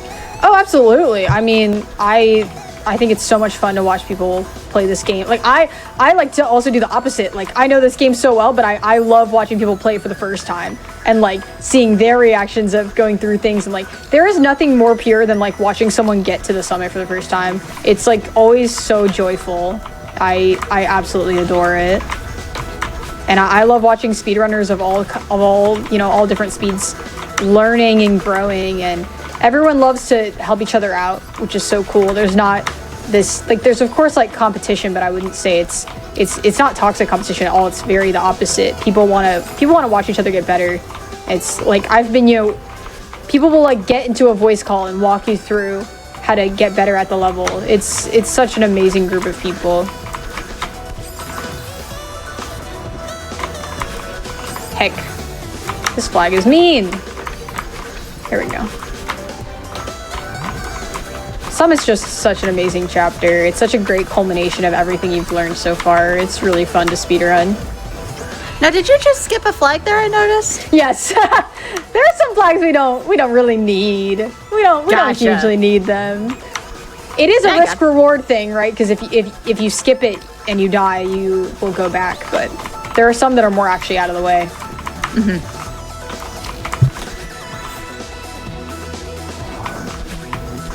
But we're getting to the end. We're getting to the end of Summit, not the run. Don't worry.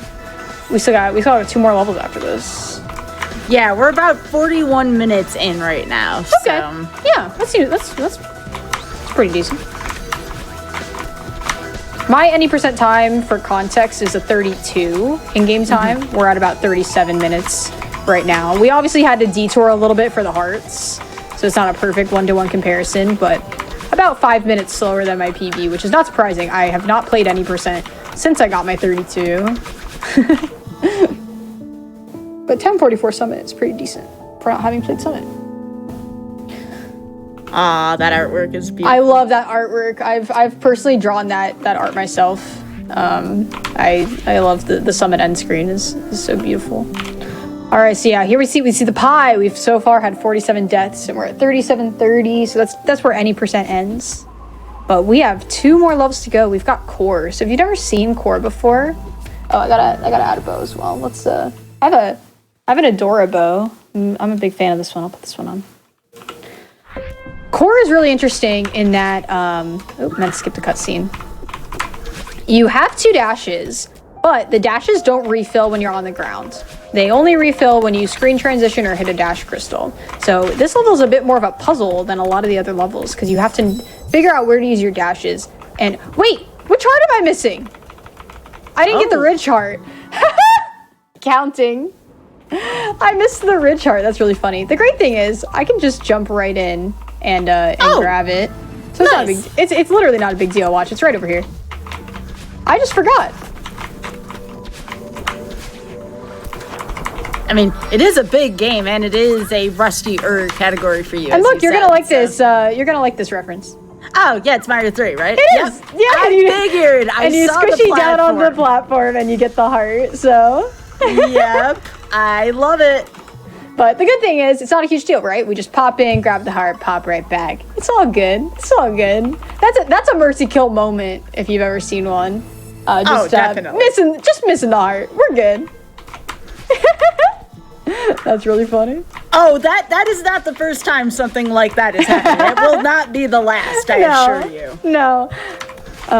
It's a really funny meme in the Celeste community too that when you're playing bingo, you can come into core at any time if you have 4 hearts. So sometimes people will come into the heart room and try and go and they don't have 4 hearts. So we call it a counting moment. So that happened. So yeah, core is really cool because I only have my 2 dashes for every screen basically. I have to use them to the best of my ability.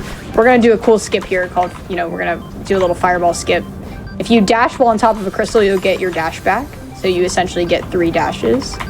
And we can just kind of squeeze in between these fireballs if we time it correctly. Oop. Not quite yet. There we go. Typically you would have to go to the right side, turn that into ice, and jump on top of the ice. But that's a lot slower, so you can do that little fancy skip.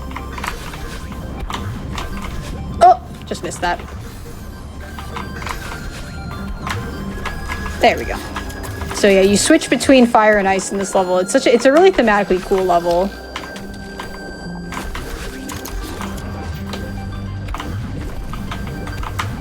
There we go.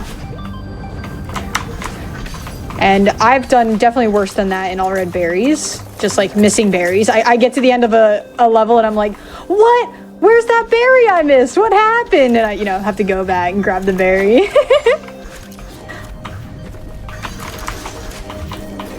I don't know how you keep track of this. I am so confused already, and I'm seeing you just zip through all this. I'm like, wait, how did you do that?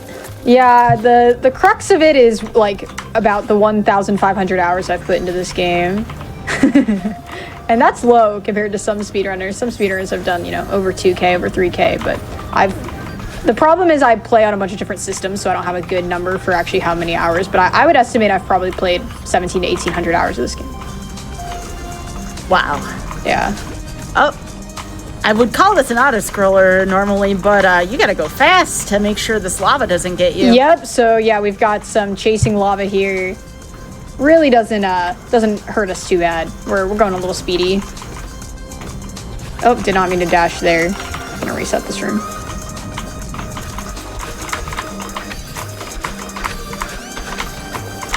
There we go.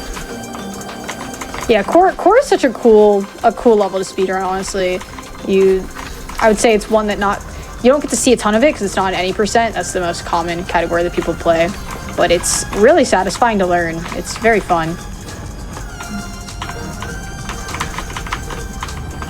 A lot of things. And the best part about Celeste also, I would say, from a speedrunning perspective, is you can do whatever strats you want to and just slowly work your way up, If your goal is to get sub-hour, you can just play the game more and you'll get it just by experiencing the game. If your goal is like sub 50, sub 40, you can learn whatever strats you want that you're more comfortable with and just implement harder and harder things over time. That's what I do. I'm like, okay, I'm gonna refresh my strats for this level, which means I'm just gonna go through step by step, watch someone's video, look for places of time save, and just get better.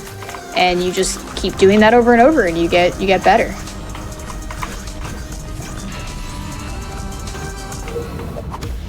So now we have what we call sandwich lava.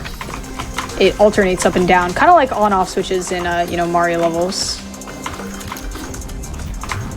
This looks tense. It's very fun. It's really cool.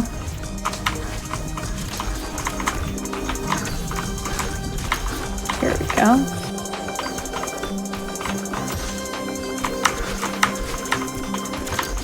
Core is really cool. And the music is actually different based on if you're in fire or ice. It has like a different kind of sound to it, which is very amazing.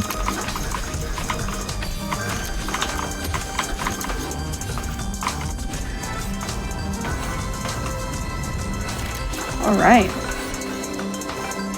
Getting to the end here, and then we're gonna play some Farewell. Farewell is like just really, really special. I'm so excited to get to play it again. It's been a long time.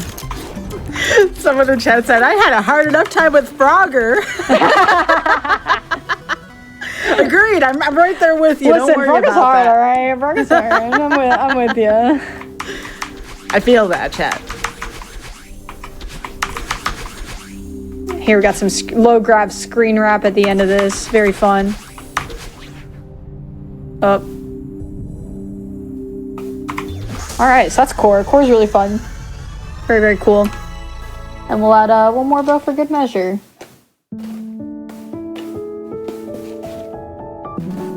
Got a pink one. Let's do pink. Ooh, I like pink. Me too.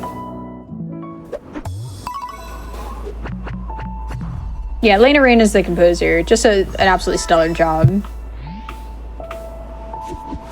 So here we go into Farewell. Let's do it. This is a long chapter. My PB for this level is a 1903.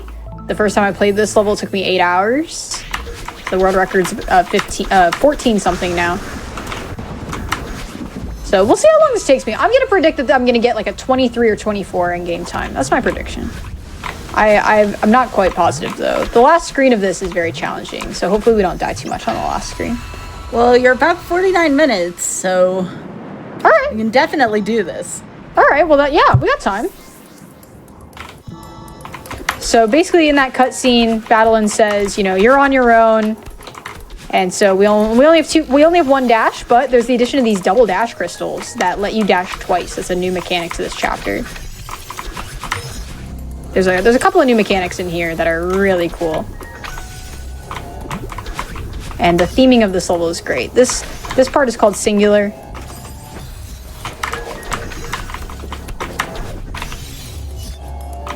And as you can see already, the screens are just much more demanding and typically much longer than a lot of the A-side screens. Here we have to carry our double dash.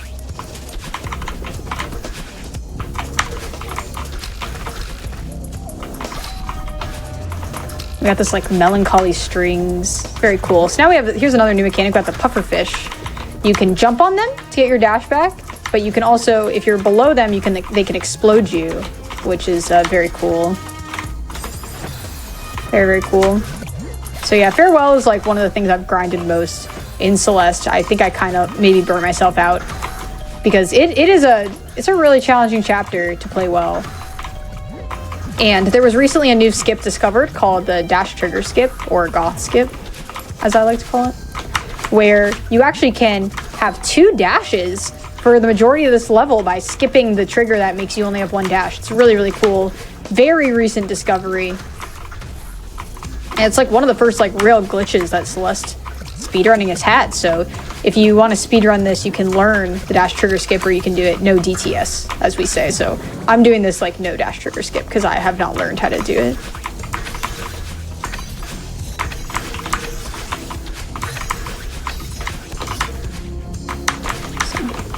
So, we're gonna find our newest friend. This is the jellyfish. Wait, come back. I need you. Jellyfishes are so cool. They basically are little parachutes, and they let us go really, really fast. One of my favorite parts of Farewell is this little jelly.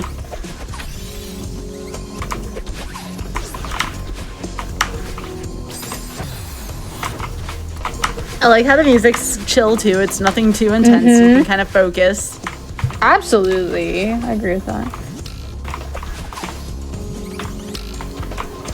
So we're gonna carry this jellyfish up. We're now in Power Source. There's a skip in here called Power Source Skip that I'm going to attempt.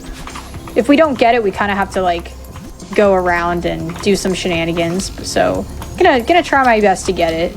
There's 2 parts to it. I was not confident with that one, so we're gonna try again. We take this jellyfish up here. We hit the power box. You typically are not supposed to do that. We're using a technique called a jellyvator. And we're gonna grab this double dash crystal and carry it up. And typically you have to unlock these keys. We're not gonna do that. We're gonna go a bit of a separate way.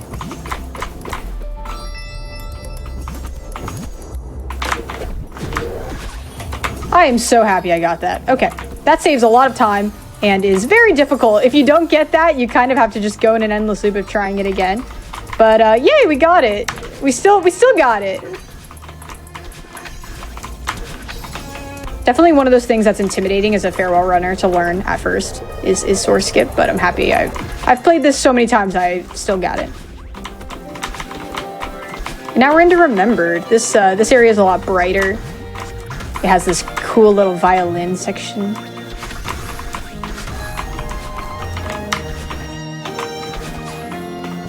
Ah, this is really emotional music right here. Right? It's beautiful. What am I doing? That's a good question. I don't remember what I'm supposed to do here. All right, let's figure it out. Okay, yeah, there's got a elevator up here. There we go. Yeah, this is just such a beautiful part of an already like so stellar game. Farewell is absolutely my favorite chapter. It's my favorite thing I've ever done speedrunning. It's just awesome.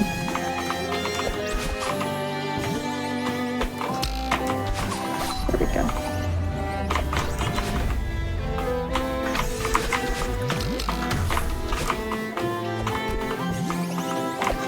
So here we've got some more doors. You actually can do a door skip. However, it's very, very difficult. This room is evil, so I gotta remember how to do this. Yeah, okay, that's what I'm trying to do. I just gotta hit the coin. No! Frick.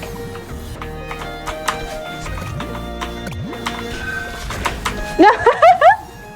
This room is so mean sometimes. There we go. No! Oh, Remembered. How I missed you.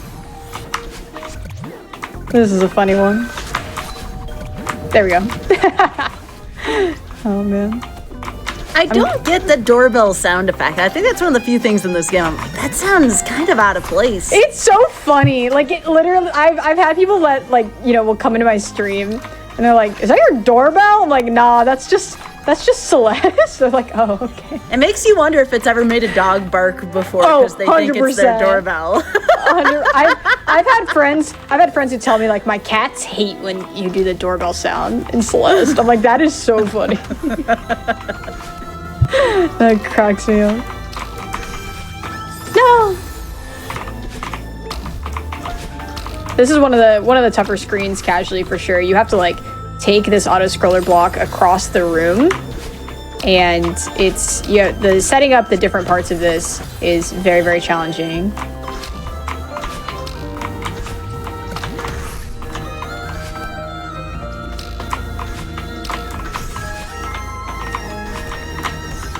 Alright, there we go. This room is really cool too. You basically have to, you put the jellyfish on top of the thing, and then it basically like takes it over to the side for you, and then you come back for it. Very, very cool. And this is a fake heart. It fakes you out. And you're like, wait, is that the end of the level? Absolutely not. We're about halfway. Wow, that's mean of the game. Yeah, she's like, this doesn't feel right. Oh, and there's a door here.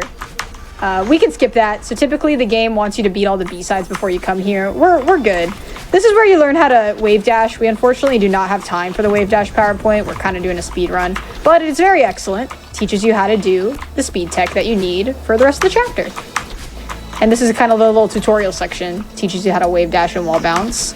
And now speed tech is now required to complete many of these rooms. And so I had already been speedrunning the game by the time I played this chapter, which made it a lot more accessible for me. But it's a lot of people's first experience with learning speed tech in the game. And it's very fun that the developers put that as into the main canon of the game. You got to learn how to use this tech. It's very cool.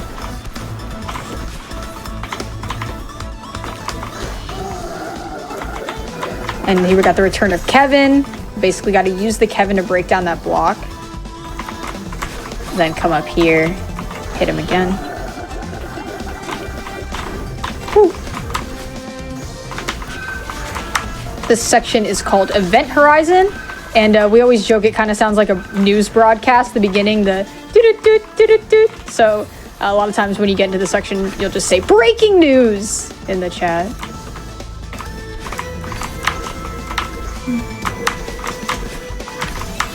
And this section is just so heckin' fun. I love Farewell. I love speedrunning Farewell. Almost makes me want to come back to it. Oh no. Well, I mean, that's something that I typically ask at the end of the show is, are you tempted to return to any of these categories? So that's interesting. Absolutely. I think after ARB, there's a lot of custom map projects that are going to be coming out recently, but after that, it might be time to go back to Farewell Land, because as punishing as it can be at a high level, like this chapter can be really, really intense, right? It's also just so rewarding and so beautiful when you continue to improve and get better at this. It was one of the really first speedrunning categories of this game I super thrived in. So this is the comb room. Very, very, very infamous room. I almost got it first try. You have to wall bounce off this moving auto scroller twice. It's very challenging. Oop, okay, I timed that second wall bounce poorly. This is definitely a room that walls a lot of people casually. When I was practiced at this chapter, it's really not a huge deal. There we go. This next room's really fun. The rooms at the end of Event Horizon and the Fault Determination are both very lengthy. There's a few skips you can do. We don't need to grab that feather. We can just come down here, and you just have to you do a little spike jump off that.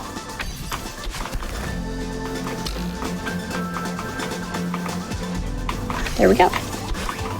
That's a fun little skip you can do. There are a lot of amazing skips in this chapter as well that you can just push this chapter down to such small times. It's really amazing.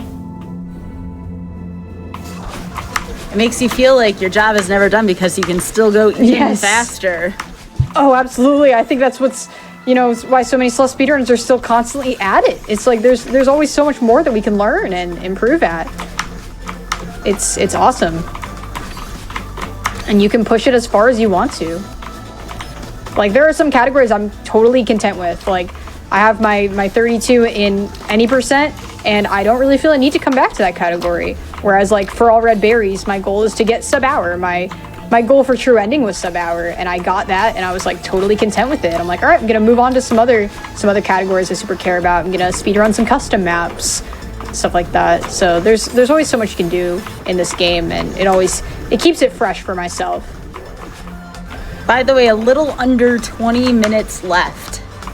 Oh, we're chilling. We're doing good. I am a little bit worried about the final screen. The final screen in itself is a 2-minute room, and if you die in it, you have to, do the whole 2 minutes again. So we wanna have some buffer time for sure. For sure. But I think we're actually doing pretty solid in terms of time. This room's hard though. Don't remember the cycle to this room 100%. All right, there we go.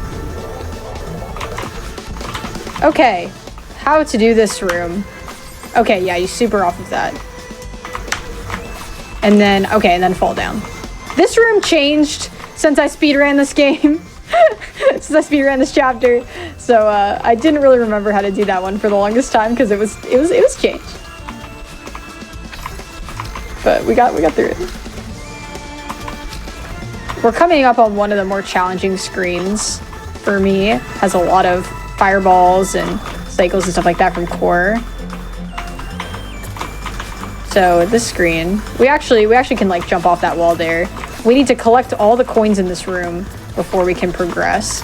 So we've got some upwind, and we have a limited number of like jumps and stuff we can do on these ice balls because they'll go away and they won't come back. So I'm trying to be careful. All right, cool. We got that first try. That wasn't fast, but getting through it first try is fast. So we take those. Anybody else in the chat just looking at this all on Oz? Is Coach just here, like, talking about the game and everything, and we're just seeing all this gaming going on? Like, my goodness, this is impressive. Thank you so much. I love this game. And I love talking and playing. It's really funny. People all the time ask me, like, how do you talk and play the game at the same time? Whereas for me, I don't do speedruns offline nearly ever because I get really, really in my head if I'm by myself. I will just get really angry at myself. I'll, you know, critique every little time loss. When I'm playing and hanging out like on stream or on hotfix, I'm actually like so much more relaxed talking with people. So it's like, it's something that actually makes me play better, is to be talking. So when I got my sub-hour true ending, I wasn't looking at the timer. I didn't know that I was on pace for sub-hour. And I just told my chat to keep distracting me and don't tell me what my pace is. Don't tell me if this is a good run. You know, so everyone was like, you should, you know, joking with me. They're like, this isn't that good. You can, you know, you can reset. Let's just talk about something else. You know, you might as well finish it out, but it's not going to be anything. And I was like, okay, cool. And then I actually got to the last level and I was like, wait, I'm on pace for sub-hour. And they're like, shh, don't, we're just going to talk about something else. We're just going to talk. And they distracted me all the way to sub-hour. It was awesome. Oh, that's awesome. So I love talking and playing. It actually like keeps me from kind of, you know, I think some speedrunners can get, you know, really in their head, right, of critiquing themselves and resetting so much and not, you know, if you had just kept going, you maybe could have gotten your goal. So I really like talking and continuing to just, you know, keep playing, keep doing that. It helps me out a lot.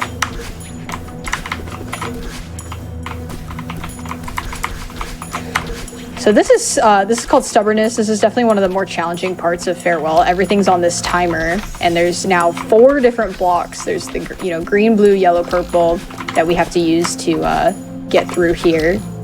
It's a very cool segment of the game. Oops, didn't do that quite right. The music kind of got creepy, which is something I wasn't expecting from this game. Yeah, it's definitely like a more somber section because, you know, everything is synced to the music. It's definitely a more intense portion of the game for sure.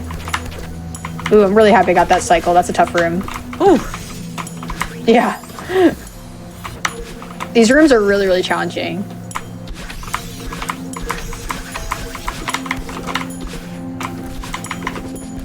And here the tempo's faster. It's just like a really amazing, like, part of the game because you have the cassette rooms where, you know, the music is synced like this. Then you have these rooms. It's really, really cool. Oh, I misdirected there.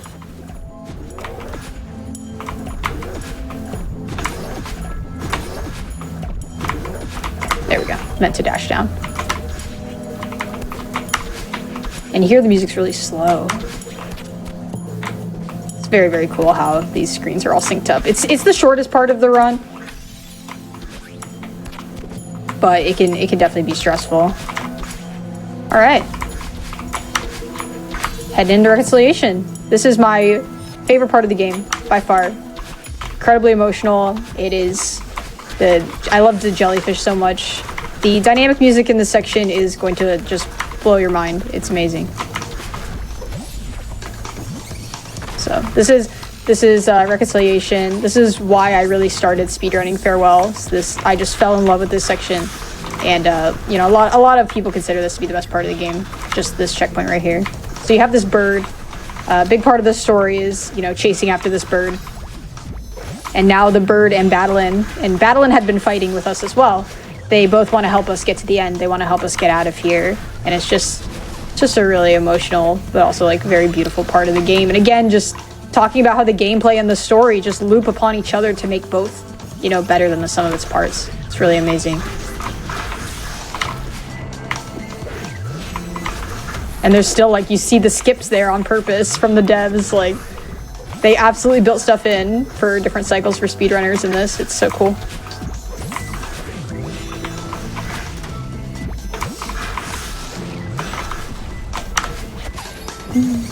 Sorry if I get quiet here. Just again, I'm so focused on this gameplay right now. This is ridiculous, but in a good way, you know? Yeah, me too. This section is just so. It's so beautiful. It really is. I always kind of, you know, just want to. You want to gel with the music, and it all flows together so well. Farewell is just really powerful, I think, for me and for a lot of people. Oop, that's a little too hard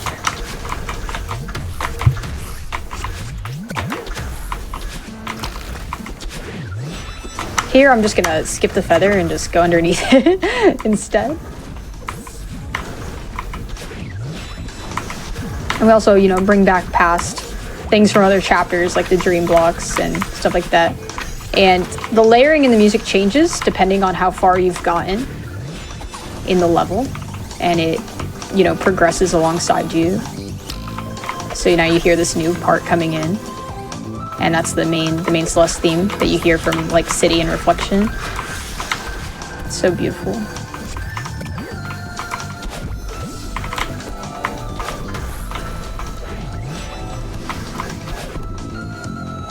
I like really want to appreciate the music, but I'm so focused on the gameplay aspect. It flows together with itself. Oh, I'm gonna just take that speed boost. Yeah, the gameplay of Reconciliation is like, it's just like a slight bit easier than the portions that came before it. And I think like that's something really successful that games can do, is you don't want to constantly just push harder and harder and harder, because that can be really exhausting. You want to give your player a sense of, you know, a bit of a, you want to back down a little bit and let them really feel like good. And this game does a really good job of balancing out very, very tough screens with a bit of a reprieve to let the player and let the pacing breathe a little bit. So Reconciliation is just a amazing example of, it's still tough, the screens are still long, but it's a good mix of tough screens and screens that are a bit less intimidating than prior sections, and it makes it feel so good.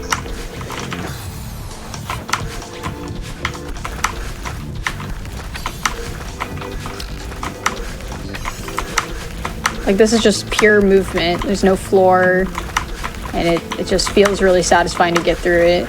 And by the end of this, you've become really an expert at how to use the speed tech, and you can go back to other levels and use that. That's really, really cool.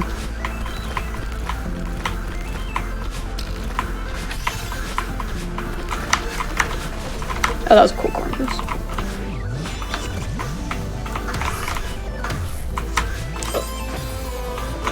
Oh, now the music gets really goes in with the violin. Uh-oh. This section always makes me really emotional. Yeah, A little under 10 minutes left. Okay, we're doing good. We're doing good.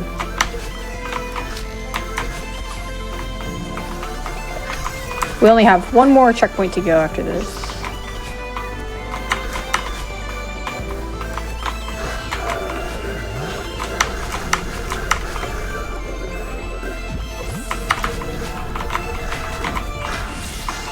All right, so this is the final screen.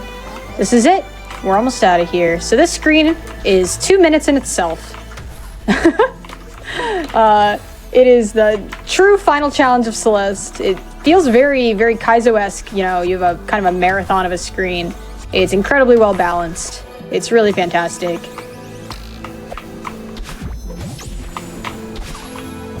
And yeah, this is one of those screens that, like, it itself took me 2 to 3 hours when I was playing it for the first time. And so when you're speedrunning this game, this screen, you gotta be on your A game. I almost died there. We're good though. So there's now upwind, and the jellyfish just becomes like a little almost umbrella looking thing. You fly with it. And this is all one checkpoint. If we die, we go back to the very beginning. So it's really the culmination of everything you've learned in this game.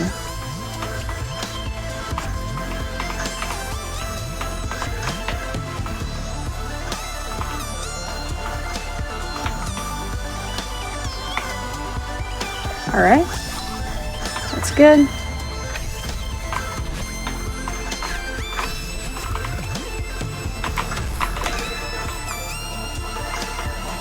All right, nice.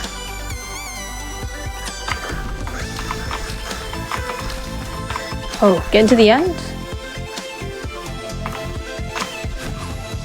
And there's actually 2 endings in this chapter. You can go for the normal ending, or you can go for the secret collectible, and that's called the Moonberry. And I figure we have a bit of extra time to showcase that. Go for it. So here we are. We'll go the Moonberry route for everyone chilling here. Never seen this before. we've got the time. So the Moonberry, you basically are backtracking through everything we've seen before. It was in the background the whole time. And it's really funny. You see the different platforms, and we're basically retracing our steps.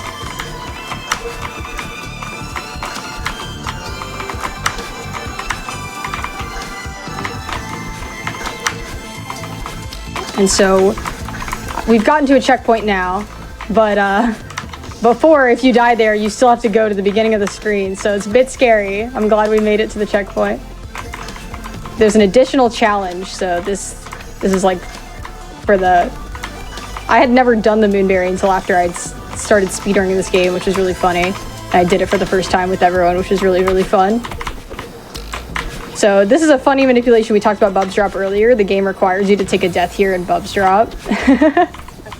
And now we've got an additional Moonberry challenge where we take this jellyfish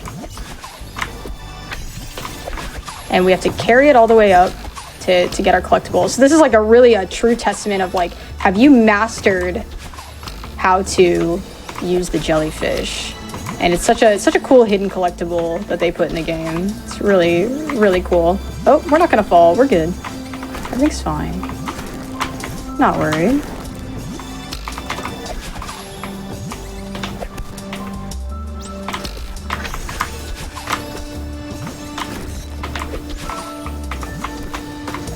This room was like really, really fun. It's a great testament of like a true test of your jellyfishing skills. Absolutely love this part.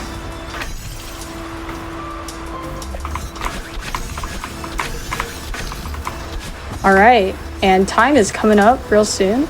Under 110 IGT feels really good. I 25 with Moonberry, pretty good. All right, everyone say it with me. Wow. Wow. And time is now. Whew. Man, I love Farewell. Wow. That was an emotional journey. I believe you had a 1:14:58 if I'm reading those right. So. Wow. I could have said a 1:15. It would have been spicy. That Farewell went really, really well. 25, I was expecting a 24 or 25 and not going the Moonberry route. So that was really fun. Glad we got time to showcase that too.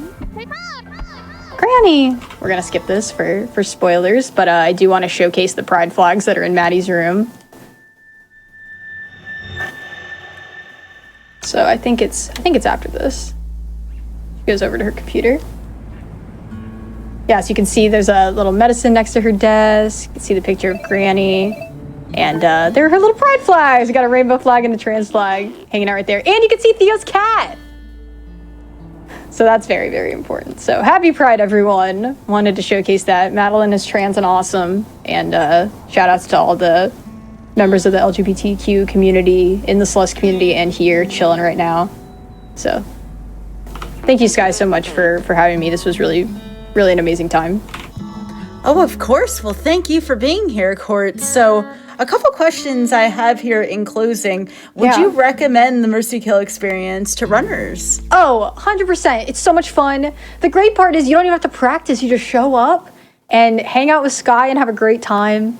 And, you know, you might even remember why you started speedrunning that game or category in the first place and fall right back in love with it again, which I've definitely done, here. It's been so much fun. I love Farewell. I'm glad I got to share, how much this means to me with you all as well. And yeah, I absolutely would recommend, be on Mercy Kill. It's super fun. It's an amazing time. Are you thinking about running any of these categories and or games again? I think I've spent my time in both V and E Girl. Like, I'm really happy with my times I got in there. Celeste, I'm going to continue to push down all red berries. That's really what I've been really grinding. And then, yeah, I'm thinking maybe I will come back to Farewell, try and get my 18. Because I'm a 1903 in this chapter, like literally like 4 seconds away from an 18. That'd be really cool to get. I can see myself doing that someday. Absolutely. Well, 2 out of 3 here. Almost 3 for 3, but you want to know what? The runners are leading the timer at the beginning of season 3 of Mercy Kill. So congratulations for that. Thank you so much. That was so much fun. And the Eat Girl loss was like such a nail biter. I loved it. It was I'm here for the drama. It was awesome. Absolutely. And before we close out, would you like to talk about Frame Fatale for folks who may have not been here the first time you were talking about it? Yeah, absolutely. So I am the event lead for Frame Fatales, which is the all-women speedrunning branch of Games Done Quick. And so we have our next event coming up in August. We're going to be putting out our run schedule on July 9th, so stay tuned for that. But it's going to be an amazing week of celebrating women in speedrunning. And if you are in the chat right now and you would like to join, you can message the Frame Fatales Twitter account, or you can email framefatales@gamesdonequick.com, and we can snag you an invite to join our community. It's a really, really wonderful place. Wow. And of course, please do not miss Court's show. It is dangerous to go alone. Do you want to talk a little bit about your next episode? Yeah, absolutely. So It's Dangerous to Go Alone is a co-op speedrunning show, and it happens every other Sunday at 4. My next show is going to be on June 12th, and we're going to be doing movie and TV show adventure games. So we're gonna have Lord of the Rings, which is going to be so much fun, and we're also going to have another game that's based off of TV series, and we're gonna have so much fun with that. It's gonna be awesome. Very cool. Very cool. Well, again, Court, seriously, thank you so much for Thank being you. on here. And I hope to have you on again, either this or a randomizer. Hey, just let me know. Ooh, absolutely. I mean, the Celeste randomizer is an absolute bop. Very, very fun. And there's stuff that's been constantly added to it. So there's tons of stuff we can showcase, and that'd be really fun. Would love to. Awesome. Well, as we close out here, first of all, our GDQ programming is not done for this evening. As always, if you are watching on YouTube, go to twitch.tv/GamesDoneQuick if you're interested in looking at our live content starting weeknights at 7 p.m. Eastern and at weekends at 1 p.m. Eastern. Tomorrow, we have Curvy and the Forgotten Land on the first step starting at 7 p.m. Eastern. However, right now, we do have Grease and Tunic starting on Never Before Seen. Take it away, Amber.